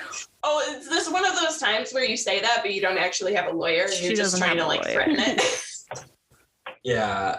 Okay. So that's kind of, and then the Glee Club sings at the end of the episode. They sing "For Once in My Life." Well, first Mercedes sings "Higher Ground" to be like, I'm doing my own thing, and then at the end, the Glee Club sings "For Once in My Life." I'm really glad that someone who's not even in the Glee Club is singing their own song, and they don't have to perform at regionals. They don't need the practice. Oh, so we will get to some of the weirdness of people who no longer go to this high school. I can't wait. Let's talk about Kurt. Yeah. Kurt is back because his dad has cancer, which is a reasonable reason to be back. Is it a reasonable reason to be back in your high school? Yes, it's a reasonable reason to be back in Lima, where I've been calling it Lima this whole time, as in Peru. Sorry, my bad. Lima. But like he spends half of his time there because he obviously like goes to DC a lot because he's a congressman. Fun fact, if you guys didn't know that. Wait, Kurt? So Bert, his dad. Okay. I can see Ryan Murphy making fun of congressman. Though, so. Yeah. Talk about on the DL or whatever. So like and Cullen, I think you mentioned that like he has no child who goes to school anymore. So how can Bert get into the school? I don't know. Yeah. So. Okay, I don't remember what I was saying, but basically thing a lot more relevant. Yeah. That actually took me a long time to get. It really wasn't until like the end of the conversation. I thought he was talking about that he was going to wear it at the tire shop because that's the other place that he works. I'm not very popular with my coworkers for supporting gay rights. I was like, yeah, okay. I was like, where do you work? Tire shop, blue collar. I get it. Okay. Sure. No. Yeah. So Kurt is being very like OCD. Quite literally OCD. Like tapping his nose and like only wearing light blue. He has all these light blue socks, and I'm like, he says, "I'm only packing light blue socks," and I read that as he's only packing socks. Yeah. And then he goes to his closet and gets more stuff. I was like, "Oh, got it." No, he definitely packed his outfit from a regional production of Oliver that he wears for the rest of the episode. Does anyone else have that many of the same color socks? White. Well, I don't even have white socks, but I'm sure a lot of people would have a lot of white colored like socks. White or black socks. But then those would be the only socks you have, right? You don't have any other socks. Yeah, you don't have like a dozen light blue socks. Bizarre, unnecessary detail. I agree. Yeah. That just goes to show we know nothing about fashion. Only Kurt does. Well, and I was like briefly hopeful that this was like, actually a portrayal of OCD where it's not just about like, I gotta clean, but it's like, oh, I'm anxious about losing my father and I have these compulsions. Like, I was like, oh, this is going to be interesting. And then it like completely didn't go anywhere. I mean, maybe it was literally, it was literally when we see him in New York, like a hot second when we see him with his dad and stepmom. That's it. He's cured of OCD. I wish it was that easy. I mean, was their intention to act? He says that it's OCD, but is it actually? That's a good point. Know. Is it a mislabel? Is it like everyone's like, oh, I have OCD, and they're that's like, what I thought. I didn't think because of the portrayal of it. I thought that he was saying that like being glib. I didn't realize that this was like a very special episode about I did not compulsive disorder. I did not read it. I guess actually having OCD. I think it's probably both. I think the writers read very little about OCD and like, yeah, I know what that is. And they gave Kurt a couple of compulsions relating to anxiety, which is a thing that can happen for sure. But then it's like very easily gone. But we already had a character with OCD. I mean, we had Emma, and that was like her legitimate thing. Oh, right. And that was like a big, you know what happened to Emma? She got written off the show. That's the fiance, right? Yeah. Mm-hmm. Yeah. Oh yeah. Mm-hmm. I think it was probably like mislabeling and also trying to be like, oh yeah, maybe he does have OCD. We know very little about it. It is a pet peeve of mine when people who are neurotypical say they have OCD. Mm-hmm.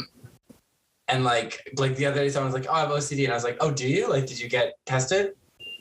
Like, because when people say, because I'm like, if you're gonna try and make me live around like your preferences, like it better be real OCD, not just you being picky or controlling. Right.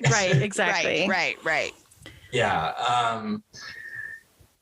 Yeah, so Kurt is then they're in the waiting room and they're waiting, and Kurt's upset that his dad wore a dark blue shirt. They're not in the waiting room; they're in the doctor's office. They said they spent like 20 minutes in the waiting room, and then they've been sitting there for 15 minutes in the doctor's office. Yeah. And I was like, "That's it." I know that's not a very long time to wait.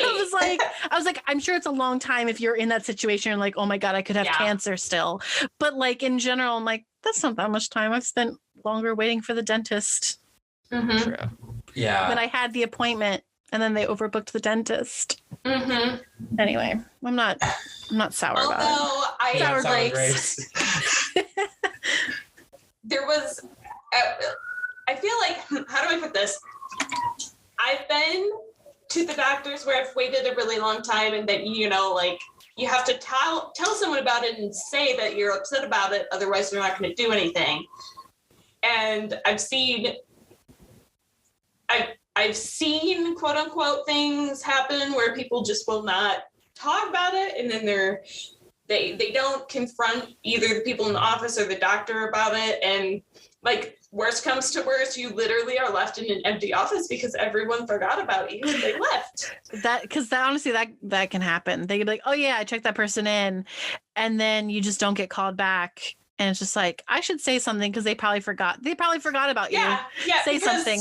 They may have accidentally gave you. They could have skipped you. They could have accidentally crossed your name off. Mm-hmm. It happens. It does. So, because doctors and people who work in doctors' offices are people too, and they have human. They make mistakes. That's why I don't trust doctors. Okay. This episode is brought to you by doctors. Doctors sponsor us. Doctors So he's like, Dad, you're wearing a dark blue shirt. I only told you light blue. Dark blue is close to black, but we all know what that means. And he's like, I am... Yes. And that's the worst thing. And he's like, we all know, like, I'm stressed, like, I'm freaking out, don't bother me about this, Kurt. And then he gets like legitimately angry, not like bad angry, but like he's literally like, you need to sit down and calm down because I'm also freaking out. Like I thought it was very realistic between them, which I thought was good. Because it wasn't just like, it's okay, Kurt. It was like, I'm freaking out too. Like, chill. No, again, Bert, like, great acting this episode. Mm-hmm. Perfect. We love him.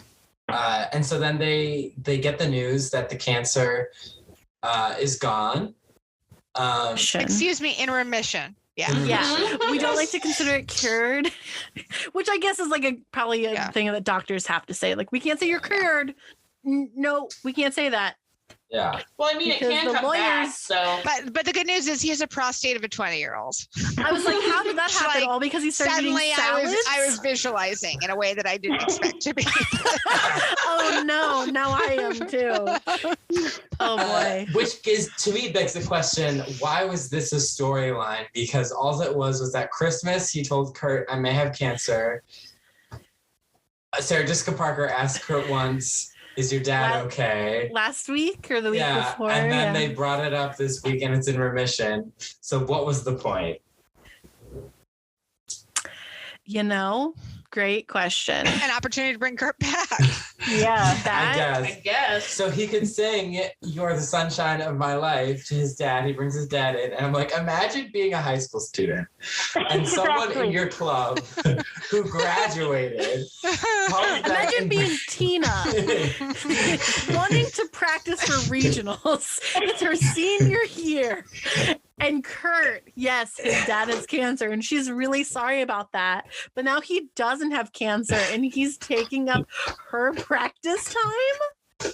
I imagine like apply this to any other club, like they're in math club or they're on the soccer team, and like an alum shows up. Great, okay, sometimes that happens. You go say hi to a teacher. An alum shows up like with their parent. Like, why would this be happening? And shoots goals instead of the other players shooting goals, practicing for their game tomorrow. Absolutely. Yeah, it's so weird. Like, just to being like, his dad's here. We're singing to the dad of someone who doesn't even go here. Like, also, Kitty and Marley don't know Bert at all. Yeah. So they're two of the dancing kids, and Tina's the other one. Tina knows him, so like that I guess makes sense. But like, yeah, So then Blaine has a meeting with Bert and is like, on stage he gives him the rainbow pen because they were talking about like we're getting close because marriage equality wasn't passed yet. Nope, not for like 2 more years. Federally? No, 1 more year. In Ohio? This is 2013 in the country. Federally. Yes. Yeah. Because it happened in 2015. Yes. Yeah. It was on my birthday in 2015. That's I was working at CSU admissions office giving tours, and it happened. Yeah, I was changing it to the mascot suit. Cute. Aww. Yeah. Not at the same college. He wasn't a Viking. No, I was a grizzly bear. Grizzly bear. That's way better. I have no idea what I was doing or where I was the mascot or connection. anything. So Blaine is like, I want to ask your permission to ask Kurt to marry me. And Bert is like, you guys aren't even together. You're teenagers. No, what he says is, what does he say? Are you stupid or? Pretty much. Yeah. The line was like a good line, and it was like, yeah. Like, are you crazy? Yeah, and he's like, did you learn nothing from Are you Finn and Rachel? Or are you just plain stupid? Yeah, he's like, did you learn nothing from Finn and Rachel? And I went, yeah, it put a girl in a wheelchair. Their attempted marriage. Quinn was hit by a car and she was put in a wheelchair for a couple of episodes. I love seeing your face. Your reactions are terrific. These tiny tidbits of information.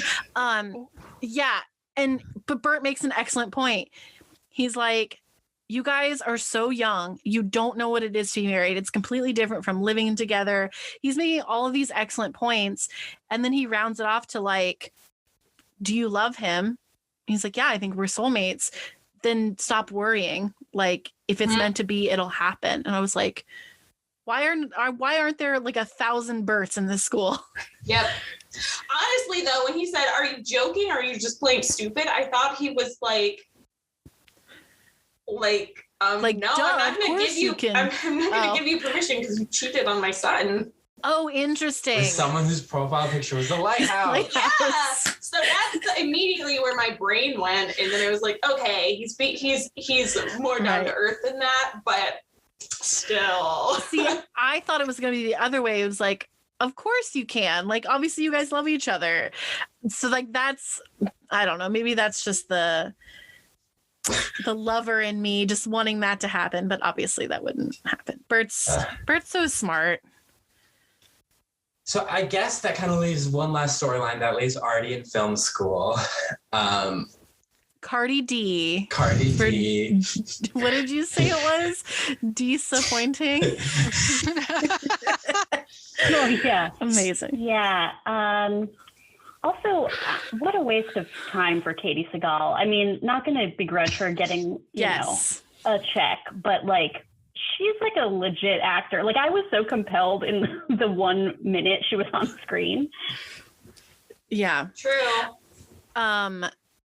Yeah. So this all starts with, I don't even know what the nexus of this storyline is, because all we start is with Kitty's like, hey, Artie, you're super depressed. And he's like, no. And she's like, well, I saw you were. I was like, when? When did we see this? You were ogling me during Guilty Pleasures week when I was dressed up as Ginger Spice.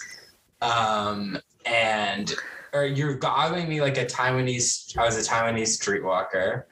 Love that reference. And she's like, but you're never going to get up on this. And he's like, yeah, okay, thanks for giving me another thing to be depressed on. And she's like, see, you're depressed about something.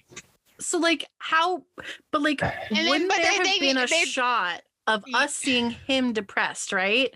Yeah, or down? there wasn't time. But you know, there was time for they needed that callback for Signed, Sealed, Delivered, which is the one Stevie Wonder song I don't think we've talked about yet. Yes. Because God forbid it be about anything but him physically opening an envelope. Not being about anything else, nothing more symbolic. Yeah. Wow. No, everything is literal in Glee. Yeah, that's why like the most my cup happened.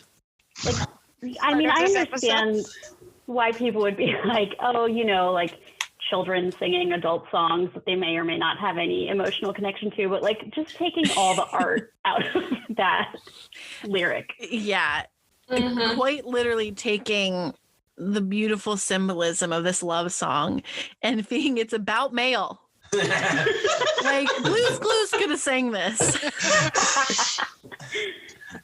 Yeah, so because then Kitty's like, he's like, yeah, I got into the Brooklyn Film School, but I'm not gonna go because my mom is too worried about me. New York isn't handicap friendly, and so he's upset, so that's why he's sad. And then, but he's like, but don't tell anyone. So then Kitty proceeds to sing Signed, Sealed, Delivered, be very sexually aggressive to Artie. Again, imagine a 15-year-old girl doing this. To a 17 or 18-year-old boy. Having her legs flip, she like flips her legs over him, and then Will makes his face where he's like, whoa. You know, like, ooh. Not like, break this up, go to detention. Like, yeah. Put on pants next time you come to Glee Club, please. Yeah, it was so weird. And Jake and Ryder were her backup dancers, which was strange. I don't know. But then she proceeds to literally announce to the Who's class. Ryder? Not the other white guy? Sam. Yeah, not Sam. Okay, got it. Sorry, okay. But she announces to the entire Glee Club about Artie's good news, and no one's like, Kitty, what the fuck? This isn't your news. Like, that's what I would have been like. And they're like, oh, awesome, Artie. Also, what the fuck? Why are you saying this? Yeah. It's so weird. Yeah, and he's like, you weren't supposed to tell anyone. I'm just depressed. And then he comes home and he finds Kitty talking to his mom. And she's like, oh, it turns out your mom didn't even know you got accepted. So I'm just going to leave now. Sounds like you guys have some talking to do. How did she get there before him? She looked up his address. So she broke in to the office. She like pretended she was sick.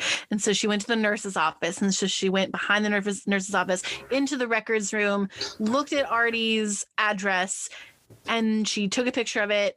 And she walked there from school because she doesn't have her driver's license yet. That's how. That is insane. It reminds but me how also, she got there before him.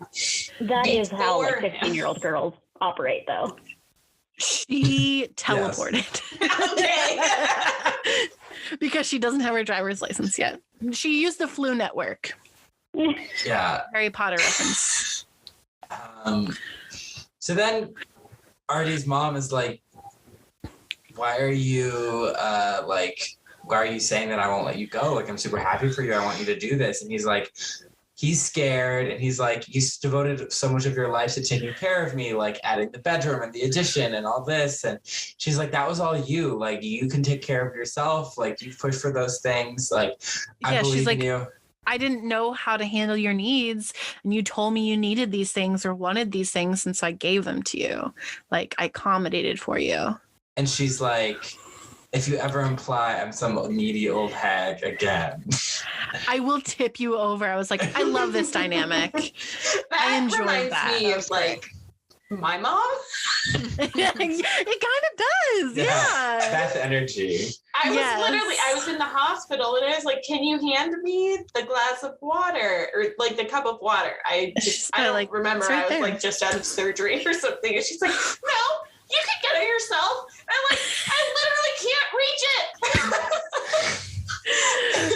You're like, I physically cannot get it. Yeah. This is the only time I'm asking because I physically cannot get it. That's amazing.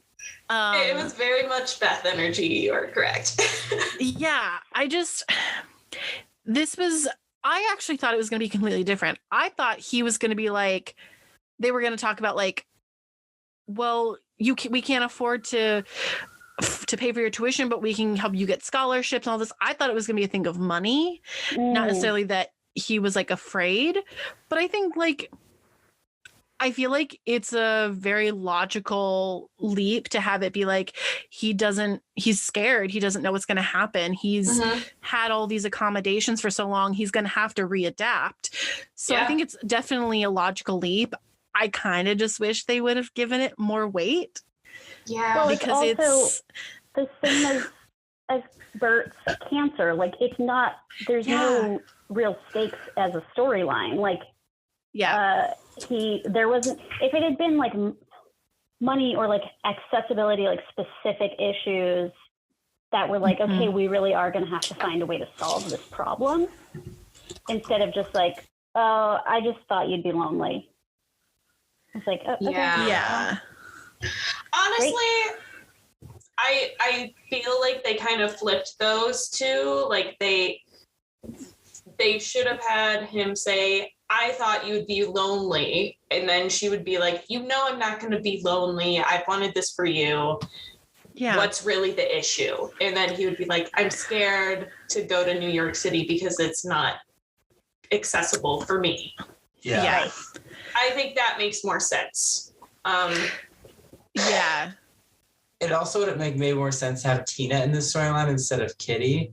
Because they're like Artie and Tina dated, and they have like history. They've known each other. Tina knows that Artie is very passionate about film, and Kitty says it later. It was like, Kitty, you just learned his name 4 weeks ago.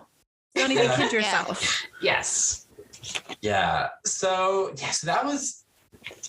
This was kind of a boring ep. Kind of blah. Wait. Then he decides that he is going to go to New York. And he sings the group number. Yes, they sing the group number. For Once in My Life. Yeah. Yeah.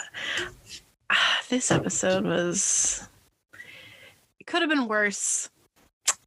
Could have been better. Could have been better.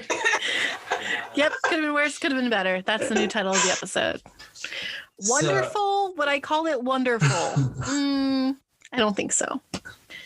So that brings us to Tina time. 3? 4. I was close. 4 lines.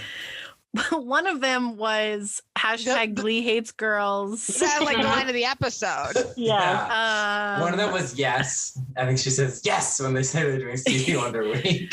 Oh, we forgot to talk about how Ryder, not Sam, was so excited when they said, he was like, oh yeah, we're doing Stevie Wonder. He stands up, he's so excited, like, it's Stevie Wonder week. And I was like, you don't know who that is. Sit down. Yeah. And like, who are you saying that Take to? several seats. Yeah, take several seats. Sam, Blake, whatever. Whatever your name is. Really, if this was real life, he'd be that excited about like Maroon 5 week. Yeah. Okay, now I want that to be in the Gleeboot, where like, because that would be pretty old by the time the Gleeboot happens, unfortunately. for time in Maroon 5, I guess. So that brings us to MVPs and LVPs. So, Lizzie, who is your least valuable player this episode? Well, I'm not making this up. This is just like how my mind works. But I think on par with this being like a neither particularly problematic nor memorable episode, like literally my notes are, I just realized my MVP and my LVP are both characters that didn't appear in this episode. Literally. Perfect. And I for my LVP, I sense that might be the case, but I definitely thought my MVP was in this episode. So I don't even know. And this is my first drink of the day. I don't know what's going on. My LVP, right. But I'm gonna say it anyways. My LVP, just like let's say second half of season 4, my LVP is Nene Leakes, and I just want to say that really hurts me to say because I am a very big Real Housewives fan. I'm a big fan of specifically the Atlanta franchise within the universe. I expect so much more of her, and I blame this a lot on the directors, the producers, the writers. Like, yes, her delivery was so one note, but I know what she's capable of. Like, her lines were such meandering run-ons that had no dimension. And this is a woman who gave I have chills about, like, thinking about some of the best lines that she's ever delivered on Real Housewives of Atlanta, including, "While you were busy running your mouth, I was running to the bank, sweetie." Like, I know what she can do, and so it's just really disappointing to see her just be like such a cardboard cutout. Like, so that was my LVP. I'm sorry, but I realized she wasn't in this episode. A duller version of like what Sue does with like those like long sentences that are like, she's very one note. That's a good point. And again, because I hold her to a higher standard. I know what she can do and deliver. True. So that's my LVP, who is not in this episode. Pat, who's your LVP? Okay, and maybe I misinterpreted this, and I actually selected my least favorite performance. So not necessarily like the character in the episode, but the song number that didn't work for me. We're gonna go through the songs too. Oh, okay. So that's another question. We'll do our favorite and least favorite songs. Okay, I mean, my least valuable player of the entire series and this episode and any other future work he may have is Matthew Morrison. I couldn't even tell you why. That's the thing. It's just one of those one-sided feuds. I don't get it with him. That's such a good point. Like, at this point, I don't know why I hate him so much. Like, even though, like, obviously, like, he exists, not Matthew Morrison so much, but the character. But it's like, like, I've had so much culture around him ingrained in me that I'm like, why do I hate him again? Why can't I not stand his butt chin? That's kind of perfect, right? Like, he's like that high school teacher that you just remember being like, ugh, like, I can't believe I have to go to Mr. Shoe's class. Gross. Like, and it's like probably because they were annoying one time, and then every time you look at them, you always think about it. But. Yeah. Also, saying his name reminds me of like when he's talking to Rachel at the beginning of the episode. He says that she's a shoo-in, and I was like, I hate that you've used your own name in a sentence, even though it's a different context. But it was awful. I mean, I'm never gonna not support someone saying they hate Mr. Shoe. Obviously, do. On top of that, I'm gonna give it to Cassie. I think, like, in terms of like worst teachers, obviously I think she is the worst that we've ever seen. Well, I don't know. The one who thought the Nazis won, she was pretty bad. Oh no. She was very ineffective in a completely different way. Wow, I'm glad more Glee damaging. took a stand on that. Yeah, Glee is pro believing that the Holocaust happened. So, I went with Cassie because she still was abusing Rachel, even in this episode. And then all of a sudden she was like, I'm just kidding. I just do it because I love you. And I know like you're going to do great. I wanted to hit her. With that cane. with the 50-cent cane that definitely isn't a real prop. I'm going to go with Kurt because even he was not really being very supportive. He wasn't thinking about Bert. He was thinking about himself mostly the whole time. And I also, in fact, if he labeled himself with OCD without actually being diagnosed, that's not great. Like, it's not cool. No. And I thought it was really kind of like a good scene, but a bad moment for Kurt when they were in the office and he was like, Dad, you shouldn't have worn that shirt. And I was like, Kurt, he's finding out about his cancer. Shut up. Like, I was definitely on Bert's side. So I'm going with Kurt this episode. Yeah. I almost want to agree with you on Kurt solely for that performance of Monopolizes in the choir room. School he no longer attends to sing to his dad. That is so bananas. But I have to go with Cassie. I have to go with Kate Hudson's character. She is not well. She should not be allowed near other people. She is a threat. So is it actually Cassie, or is it the person who hired Cassie to be a college professor? Ooh. Oh, is it Carmen Thibodeau played by Whoopi Goldberg? Oh! Is she the worst teacher ever, actually? What? She's the worst school administrator ever. She's probably worse than Principal Figgins. Figgins? Whoa. Wow. These are some big questions. We have to talk about that during the ballot episode for sure. Oh, yeah. I'm writing that down. So let's talk about our favorite characters. Lizzie, who's your MVP? MVP also not in the episode. But my MVP of this episode, this season, and the series is Brittany. Like, that's actually who I don't know if I am, but is who I want to be. She's a genius. She's a weirdo. She's talented. She's everything. She's the moment. I love Brittany. So, like, Brittany being absent from this episode touring MIT is my MVP. Yes. Yeah. Listen, we had a sweater as an LVP once, so like anything is anything the goes. game. Yeah. Pizza was an MVP one. I chose cookies as my there you MVP. go. Weeks ago. Yeah. Weeks ago. Or did I choose Kurt, who made the cookies? No, you chose I think it was like a tie. No, I think you were like, but I'm still going to choose the cookies. Okay. So, Kat, who's your MVP? I think my MVP actually is Kate Hudson. Twist. Coming in hot. You know, having no context for her at all, and then just coming into this, I was like, oh, this must be really fun as an actor when you're like, I'm jumping in 4 seasons into like a big sensation. This really has zero bearing on like my career.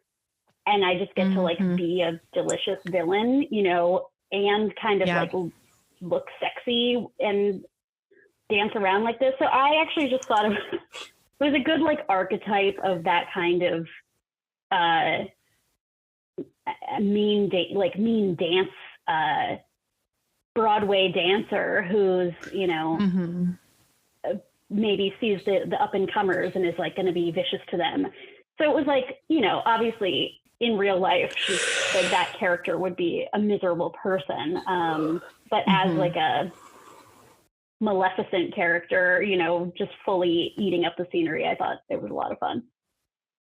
Yeah, that's a good point. Because it doesn't have any bearing because she got the Fabletics gig, I think, because of this.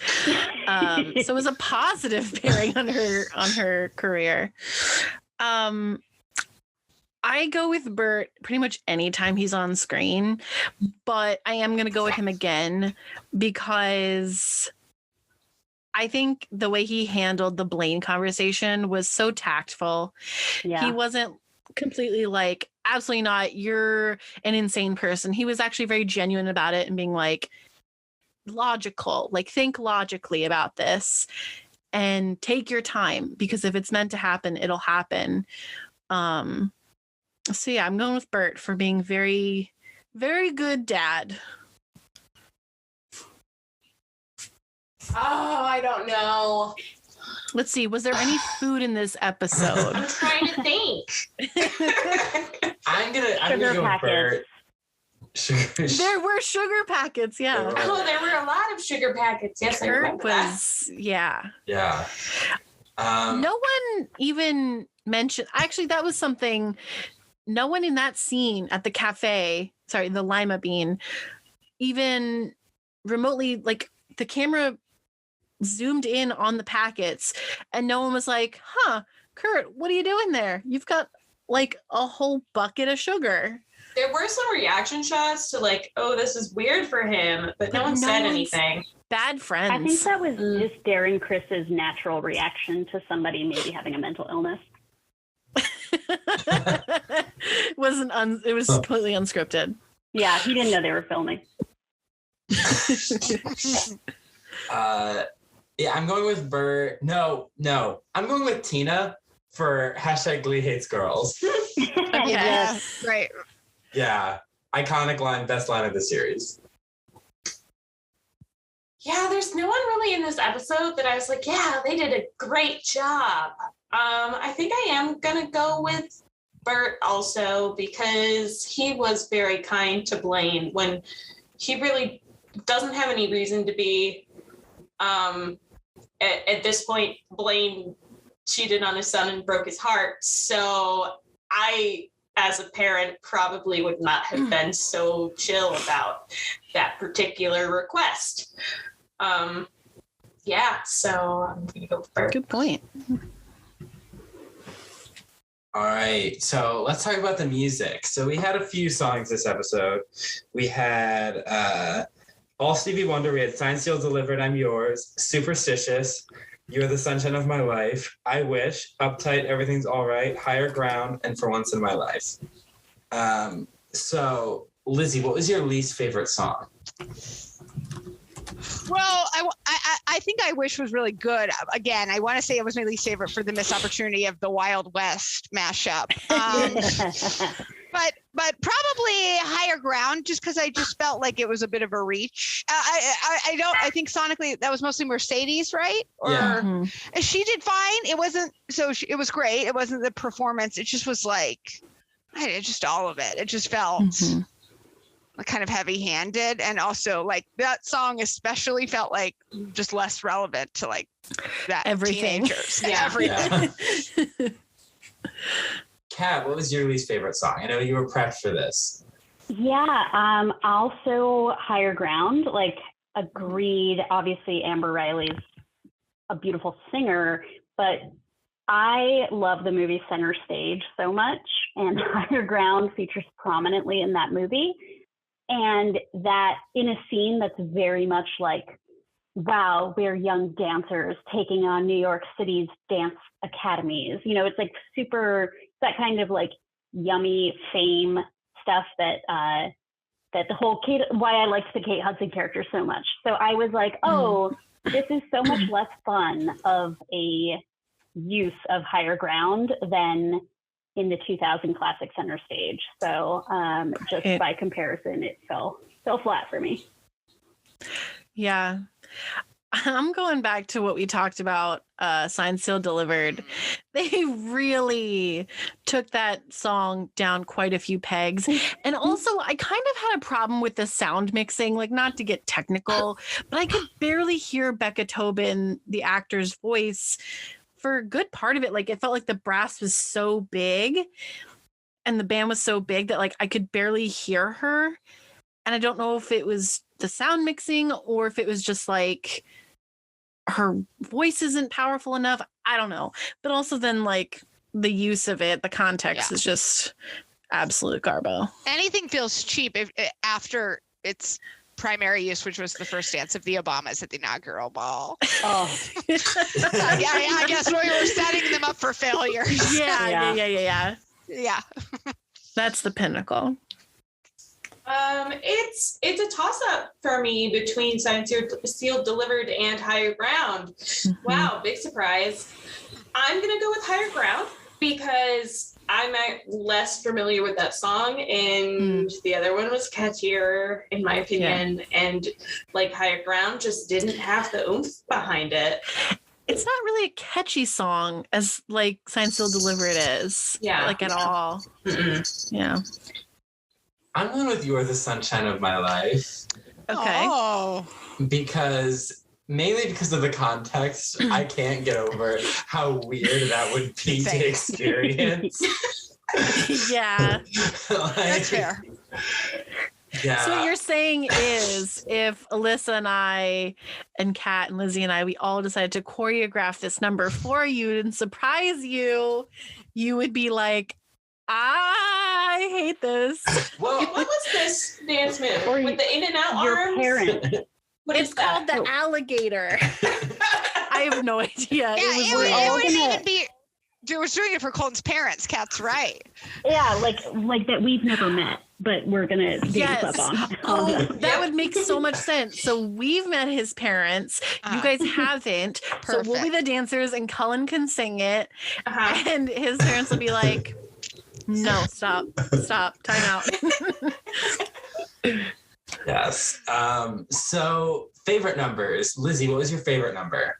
I think it was definitely the Fever Dream that was uptight. Right, that was the one with Cassie and Yes. all of Nyada, right? Yeah. Yeah, hands down. The Hands fever down. dream. Yeah, great song, great performance, great context. Yeah. 12 out of 10. I am gonna go with For Once in My Life, the finale. I think probably a lot goes to the production of that. Like it did remind me of like why I loved tuning in every week during the first season was like, oh, you know, they're getting ready for sectionals, so they're in costumes and they're choreographed and they're on the stage.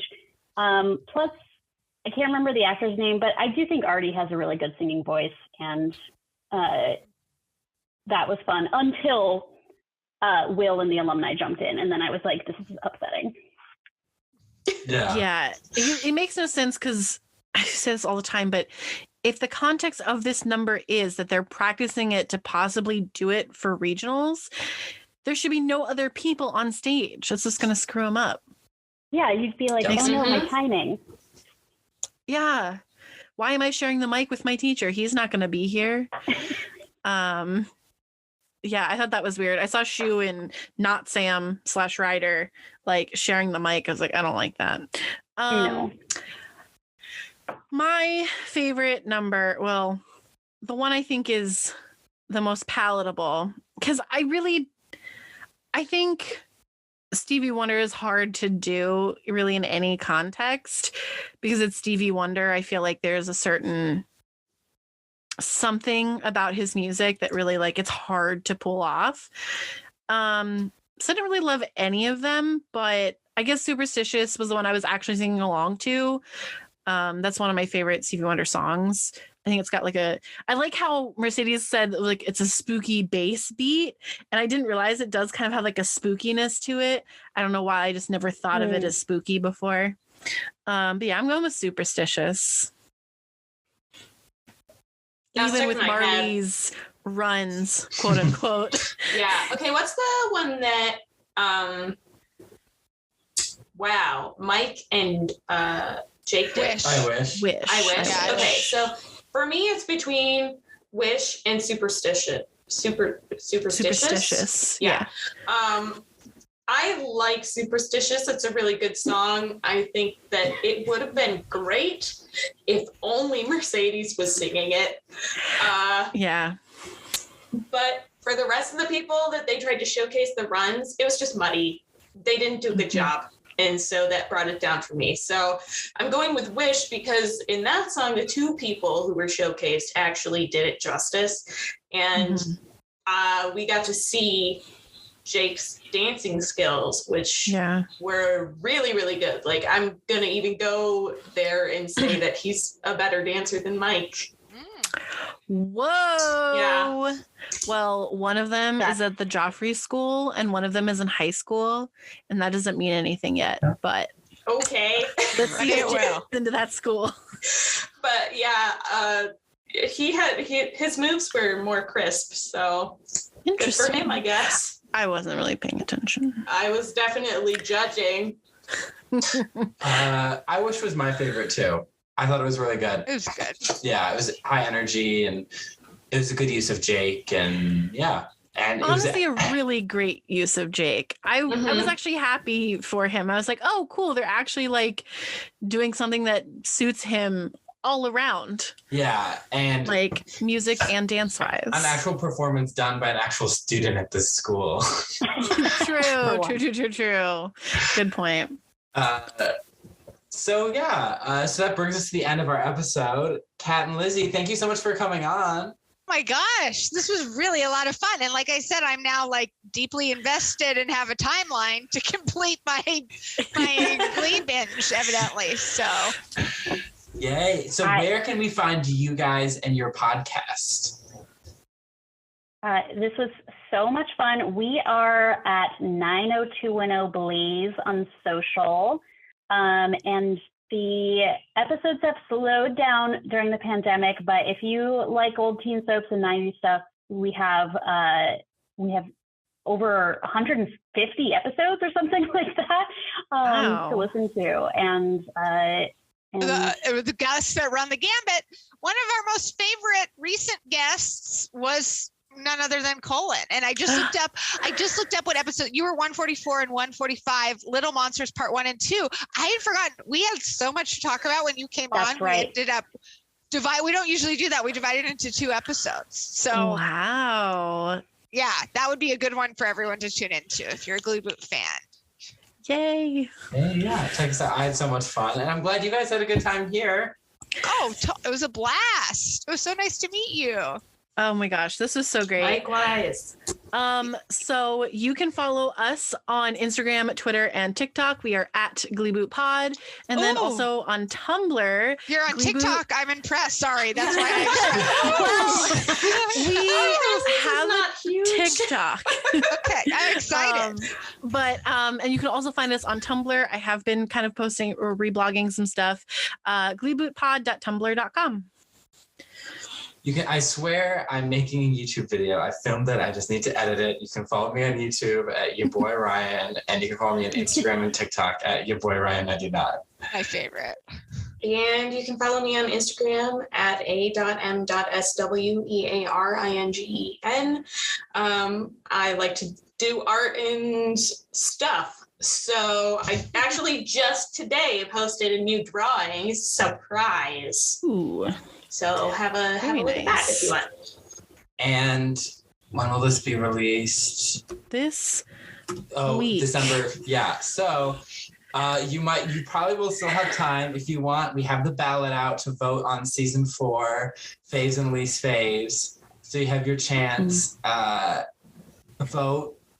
Even I think I said we were closing it at the end of November, but we still have time. So go ahead and vote on your favorites. Yeah. And next week, hopefully we'll have some more information for you about where you can possibly find Glee, because it will not be streaming on Netflix or Amazon Prime as of Tuesday, November 30th, 2021, which will be a few days before this episode airs. So hopefully we'll have more information for you, let you know where we're getting it. So yeah. Yes, hopefully. You may have to buy it. Yeah, sorry about that. Well, I'm not apologizing. It's not my fault. That's true. It isn't our fault. Oh God, what if it is our fault? We need to stop these Gleeboot people. We're gonna make them pay for it. Shut it all down. Yeah, Shut it all down. If it is my fault, I'm still not apologizing because I'm not apologizing. Epic. Yeah. If we had that much power. Ooh. All right. Tune in next week for the season 4 finale. Woo! Bye. Bye. Bye.